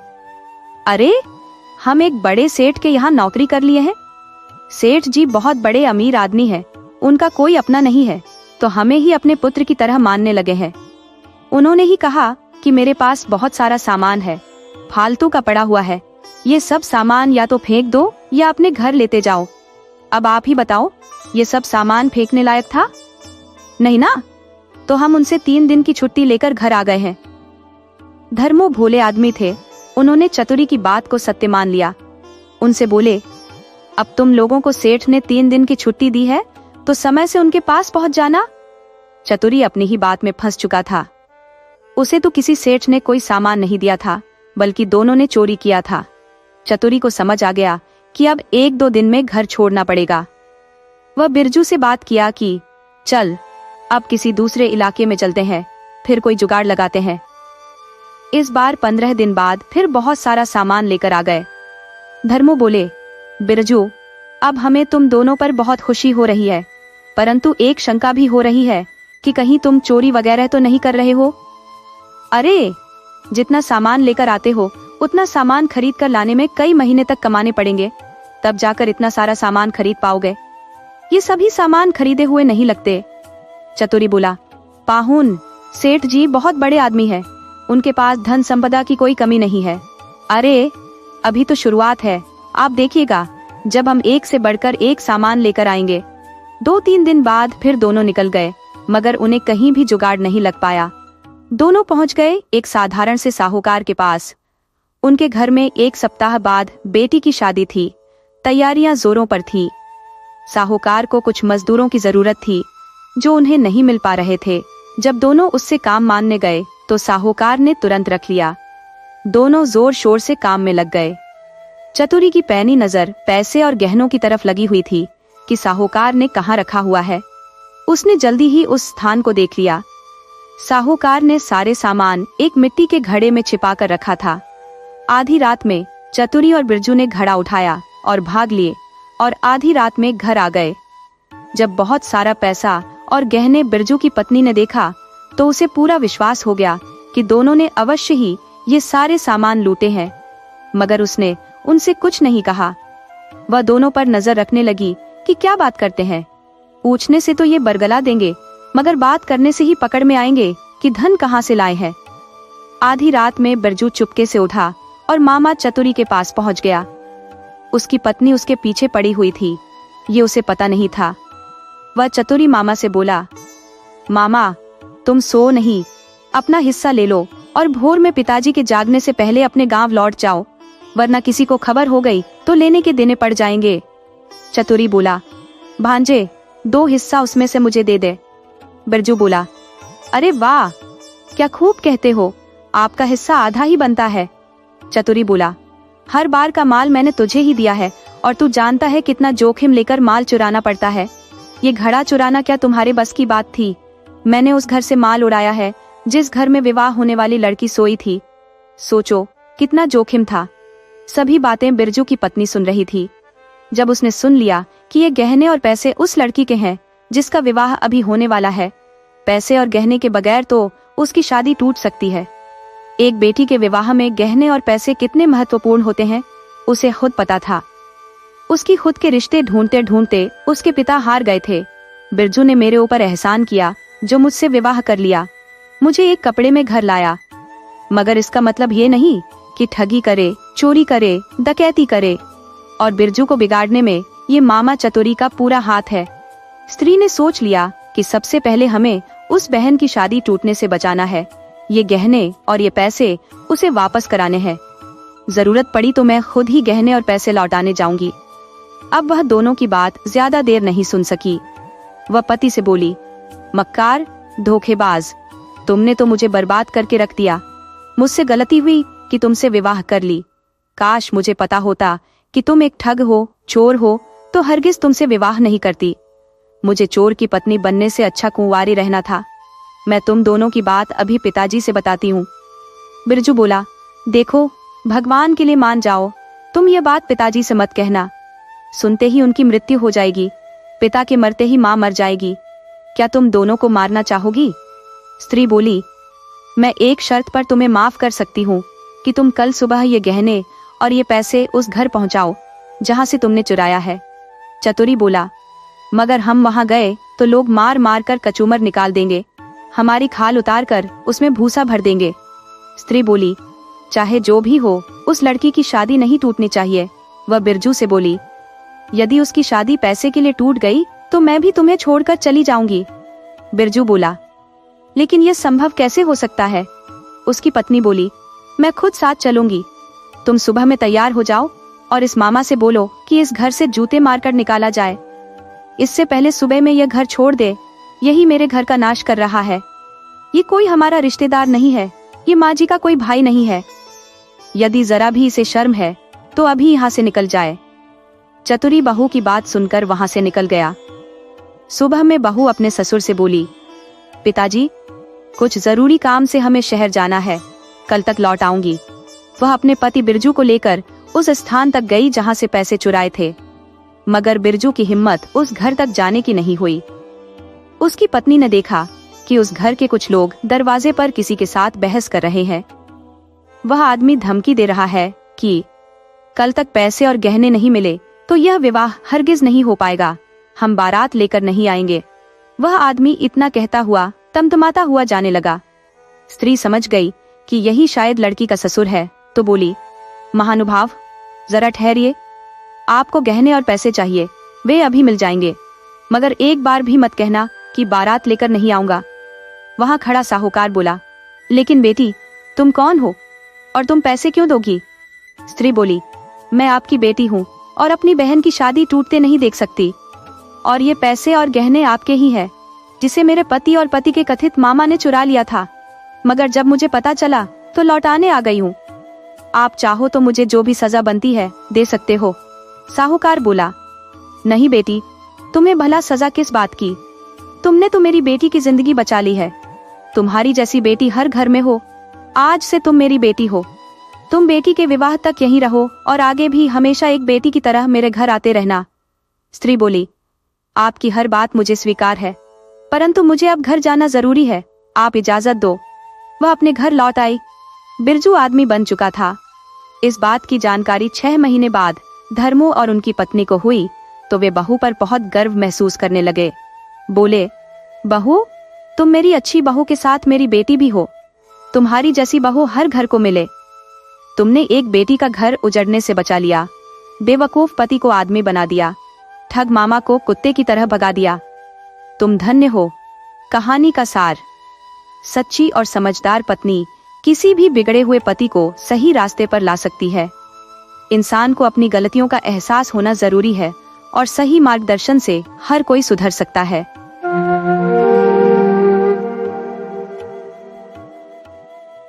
एक गांव में एक ब्राह्मण रहता था। वह बहुत गरीब था। इस वजह से भिक्षा मांगकर अपना और अपने परिवार का पेट पालता था। वह इतना गरीब था कि कभी कभी उसे भिक्षा पर ही गुजारा करना पड़ता था। कभी कभी जब भिक्षा ज्यादा नहीं मिलती थी तो ब्राह्मण और उसके परिवार को आधे पेट भूखा ही सोना पड़ता था। उसके दिन बड़ी कठिनाई से गुजरने लगे। ब्राह्मण को लगने लगा था कि भिक्षा अब कम मिल रही है, जिससे उसके परिवार का गुजारा नहीं हो सकता। इसलिए उसने सोचा कि मुझे राजा के पास जाना चाहिए, क्योंकि जो इस देश का राजा था वह बहुत दयालु था। वह ब्राह्मणों की बड़ी मदद करता था। जो भी उसके पास मदद के लिए जाता था उसकी वह बहुत मदद करता था। ब्राह्मण ने यह विचार कर लिया कि वह राज दरबार में जाएगा और राजा से कुछ मदद लेकर आएगा। अब यह ब्राह्मण अगले दिन राज दरबार जाने के लिए सुबह जल्दी उठा और नहाया धोया, पूजा पाठ करी और चल दिया राज दरबार की तरफ। जैसे ही वह गांव से नगर की तरफ जा रहा था, चलते चलते उसे एक जंगल मिला। जंगल से जब ब्राह्मण गुजर रहा था तो उसे एक पेड़ के पास एक सांप दिखाई दिया। सांप को देखकर ब्राह्मण थोड़ा घबराया, परंतु सांप ब्राह्मण को प्रणाम करके बोला कि ब्राह्मण महाराज, आज सुबह सुबह कहाँ जाने के लिए निकले हो? जब ब्राह्मण ने सांप को बोलते हुए देखा तो उसे थोड़ी हिम्मत बंधी कि उसे डर से गाने लगा। तब ब्राह्मण ने अपनी समस्या सांप को बताई कि मैं बहुत गरीब हूँ और राजा से सहायता लेने के लिए जा रहा हूँ। तो सांप ने कहा, मुझे पता है आपकी समस्या क्या है। ये समस्या लेकर आप राजा के पास जा रहे हो। तुम्हारे घर में इस समय बहुत गरीबी छाई हुई है, इसलिए राजा से मदद लेने जा रहे हो। ब्राह्मण ने कहा, आप तो सर्प देवता सब जानते हो। सर्प ने कहा कि हाँ ब्राह्मण, मैं एक जादुई सांप हूँ और भविष्यवाणी कर सकता हूँ, क्योंकि मुझे आने वाले समय का ज्ञान है कि आगे क्या होने वाला है। ब्राह्मण ने कहा कि जय हो सर्प देवता, महाराज आप कैसी भविष्यवाणी करते हैं? सर्प ने कहा कि हे ब्राह्मण देवता, महाराज मैं तुम्हें एक भविष्यवाणी सुनाता हूँ। तुम जो महाराज को जाकर बता देना, लेकिन मेरी शर्त है, जो धन तुम्हें राजा देगा उसका आधा धन तुम मुझे दोगे। ब्राह्मण ने सर्प देवता की शर्त मान ली। राजा सांप ने कहा कि राजा से कहना कि इस साल बहुत बड़ा, बहुत भारी अकाल पड़ेगा। प्रजा को बचाने के लिए जो भी उपाय करना है कर लेना। ब्राह्मण ने सर्प को धन्यवाद दिया और चल दिया राज दरबार की तरफ। जब वह ब्राह्मण राज दरबार में पहुंचा तो अगले दिन जब राज दरबार लगा तो ब्राह्मण को बड़े आदर सत्कार के साथ राजा ने आसन दिया और उसकी बहुत ही सेवा की। तब राजा ने ब्राह्मण से कहा कि हे ब्राह्मण देवता, आप क्या भविष्यवाणी बताना चाहते हो? ब्राह्मण ने कहा कि महाराज, राज दरबार में बुलाकर आपने मुझे बहुत ही मान सम्मान दिया है, क्योंकि मैं बहुत गरीब हूँ। मेरे परिवार का गुजारा बड़ी मुश्किल से चलता है, इसीलिए मुझे एक भविष्यवाणी का आभास हुआ है और वही मैं आपको बताने आया हूँ। क्योंकि अगर राजा को भविष्यवाणी पता होगी तो वह संकट से अपनी प्रजा को उबार लेगा। तब वह कहने लगा कि महाराज, मैंने भविष्यवाणी सुनी है कि कुछ दिनों बाद हमारे राज्य में बहुत बड़ा अकाल पड़ेगा, जिससे जनता त्राही त्राही कर उठेगी। इसलिए आप यदि चाहो तो पहले से ही अकाल से बचने का इंतजाम कर सकते हो। राजा ब्राह्मण से बहुत प्रसन्न हुए और ब्राह्मण को बहुत सा धन देकर विदा किया। वापस लौटते हुए ब्राह्मण तब उसी जंगल से निकलने लगा तो सोचने लगा, यदि सांप को मैंने धन दिया तो धन तो जल्दी समाप्त हो जाएगा। इसलिए ब्राह्मण रास्ता बदलकर दूसरे रास्ते से अपने गांव चला गया। भविष्यवाणी के अनुसार कुछ समय बाद बहुत बड़ा अकाल पड़ा, लेकिन राजा ने पहले से जानकारी होने से सारे इंतजाम कर लिए थे, इसलिए राजा को कोई समस्या नहीं हुई। 1 साल बीता, 2 साल बीते, ब्राह्मण का धन धीरे धीरे खत्म हो गया। ब्राह्मण फिर से राजा से मदद मांगने के लिए उसने जो निश्चय किया कि वह फिर से राजा से मदद मांगेगा। वह फिर सुबह जल्दी उठा, अपना नहाया धोया, भगवान भजन किया और चल दिया उसी जंगल के रास्ते। फिर उसे रास्ते में वह फिर वही सांप मिला। उसने सांप ने फिर राज पंडित से अभिवादन किया, उसको नमस्कार किया और सांप ने ब्राह्मण से कहा, आधा धन देने की शर्त पर मैं तुम्हें फिर से भविष्यवाणी एक बता सकता हूँ, तो मेरी भविष्यवाणी राजा को बता देना, और तो विधान मिले वह मेरे को आधा देना। ब्राह्मण ने उसकी बात मानने की। ठीक है, तो मुझे भविष्यवाणी बताओ, जो धन दूंगा राजा देगा, उसमें से आधा मैं तुम्हें दे दूंगा। तब सांप कहने लगा कि इस साल बहुत ही भयंकर युद्ध होगा, इसलिए जो भी तैयारी करनी है वह राज्य कर ले। आधा धन देने का वादा कर वह ब्राह्मण आपसे वादा करके वहां से चला गया। ब्राह्मण जब राज दरबार में पहुंचा तो राजा ने ब्राह्मण का बहुत सम्मान किया, साथ ही ब्राह्मण के स्वागत सत्कार में कोई कमी नहीं छोड़ी। अगली सुबह जब राज दरबार लगा तो ब्राह्मण को बहुत ही आदर और सम्मान के साथ आसन दिया गया और उससे बोले कि ब्राह्मण देवता, बताओ अब आप क्या भविष्यवाणी लेकर आए हो? ब्राह्मण ने राजा से कहा, महाराज, इस साल आपके यहाँ राज्य में एक बहुत ही भयंकर युद्ध होगा कि पड़ोसी राज्य तुम्हारे राज्य पर आक्रमण करने वाला है। आपको जो भी तैयारी करनी है अभी से कर लो। इस बार राजा ने ब्राह्मण को पहले से अधिक धन देकर विदा किया। अब ब्राह्मण बड़ा खुशी खुशी अपने घर की तरफ चल दिया। अब रास्ते में फिर ब्राह्मण को वही सर्प मिलने वाला था, वही जंगल आ गया। तो ब्राह्मण ने सोचा कि यदि सांप को सांप मिला तो आधा धन ले लेगा, इतने सारे धन का आधा मैं उसे क्यों दूं? रोटी होना में सांप को लाठी से मार दूं। हाथ में लाठी लिए ब्राह्मण जब सांप के पास पहुंचा तो इस सर्प देवता खतरा भांप गए और बिल में जाने लगा। ब्राह्मण ने सांप के पीछे से लाठी से वार कर दिया, जिससे सांप की पूंछ कट गई, लेकिन सांप जीवित बच गया। सांप के भविष्यवाणी के अनुसार इस साल राजा के राज्य पर पड़ोसी राज्य ने चढ़ाई कर दी है और भयंकर युद्ध हुआ, लेकिन पहले से जानकारी होने के कारण राजा इस बार विजयी रहा। अब राजा को जो जानकारी थी तो इस कारण राजा युद्ध जीत गया और ब्राह्मण का जो धन था वह धीरे धीरे खत्म होने लगा।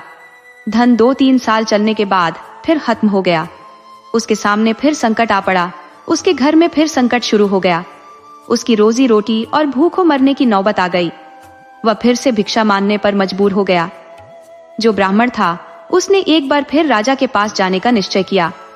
वह फिर सुबह जल्दी उठा, नहाया धोया और पूजा पाठ किया और सुबह ही राज दरबार के लिए निकल दिया। अब जो जंगल रास्ते में पड़ता था, जब ब्राह्मण जंगल में पहुंचा तो उसका सांप सामने खड़ा हुआ मिला। ब्राह्मण सांप से नजरें छुपाकर जाने लगा तो सर्प देवता ने कहा कि ब्राह्मण देवता, महाराज, इस बार मिलकर नहीं जाओगे? ब्राह्मण कुछ न बोल सका और नजरें नीची करके खड़ा रहा। सर्प देवता ने कहा कि ब्राह्मण देवता, इस बार मैं तुम्हें एक भविष्यवाणी बताता हूँ। राजा से कहना, इस बार राज्य में धर्म की स्थापना होगी, सब अच्छे कर्म होंगे, राजा और प्रजा सुख शांति से रहेंगे। ध्यान रखना, जो भी धन तुम्हें मिले उसका आधा मुझे जरूर देना। ब्राह्मण ने फिर आधा धन देने का वचन दिया और राज दरबार की तरफ चल दिया। चलते चलते ब्राह्मण राजा के दरबार में पहुंच गया। राज दरबार में पहुंचने पर ब्राह्मण का बहुत ही ज्यादा स्वागत किया गया। राजा ने पिछली 2 भविष्यवाणियों का वादा करने के लिए ब्राह्मण को बहुत धन्यवाद दिया और आने के समय के बारे में भी पूछा कि आने वाला समय कैसा है, उसके चेहरे में भी आप भविष्यवाणी कीजिए। सुबह जब दरबार लगा तो ब्राह्मण को फिर राजा ने आसन दिया और उसका बहुत आदर सत्कार किया। तो और राजा से, जो राजा ने ब्राह्मण से उसकी भविष्यवाणी करने के लिए बोला। तब ब्राह्मण ने कहा कि राजा साहब, इस साल प्रजा सुख और चैन की जिंदगी बिताएगी, सब लोग अच्छा सुख सोचेंगे, अच्छा काम करेंगे। राजा ने ब्राह्मण को बहुत सारा धन देकर विदा किया। गांव वापस लौटते हुए ब्राह्मण ने सोचा, जब राजा ने थोड़ा धन दिया तो वह भी 1 साल में समाप्त हो गया, जब ज्यादा धन दिया तो वह भी 2-3 साल में समाप्त हो गया। सर्प से मैंने गद्दारी भी की और इस सांप के कारण ही मुझे यह धन प्राप्त हुआ है। अब जो ब्राह्मण अपने मन में ही जो ग्लानि महसूस कर रहा था, वह इस बार तो सांप से गद्दारी करने के कारण अपने आप की उसे शर्मिंदगी महसूस हो रही थी। उसने कहा कि राजा ने अब की बार मुझे जो धन दिया है, मैं सांप के पास पहुंचकर उसका हिसाब कर दूंगा। सांप के पास पहुंचकर उसके पिछले 2 बार का धन भी उसे दे दूंगा।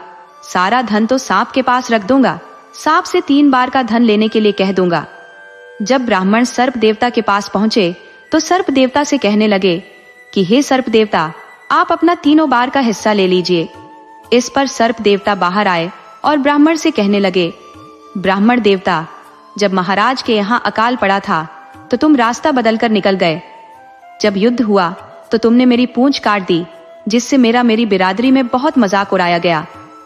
और अब जब राज्य में धर्म की स्थापना हो गई है, मैंने भविष्यवाणी की थी कि लोग अच्छे काम करेंगे, तुम अधर्म के रास्ते, ये हम जंगली जानवरों को धन की क्या जरूरत है।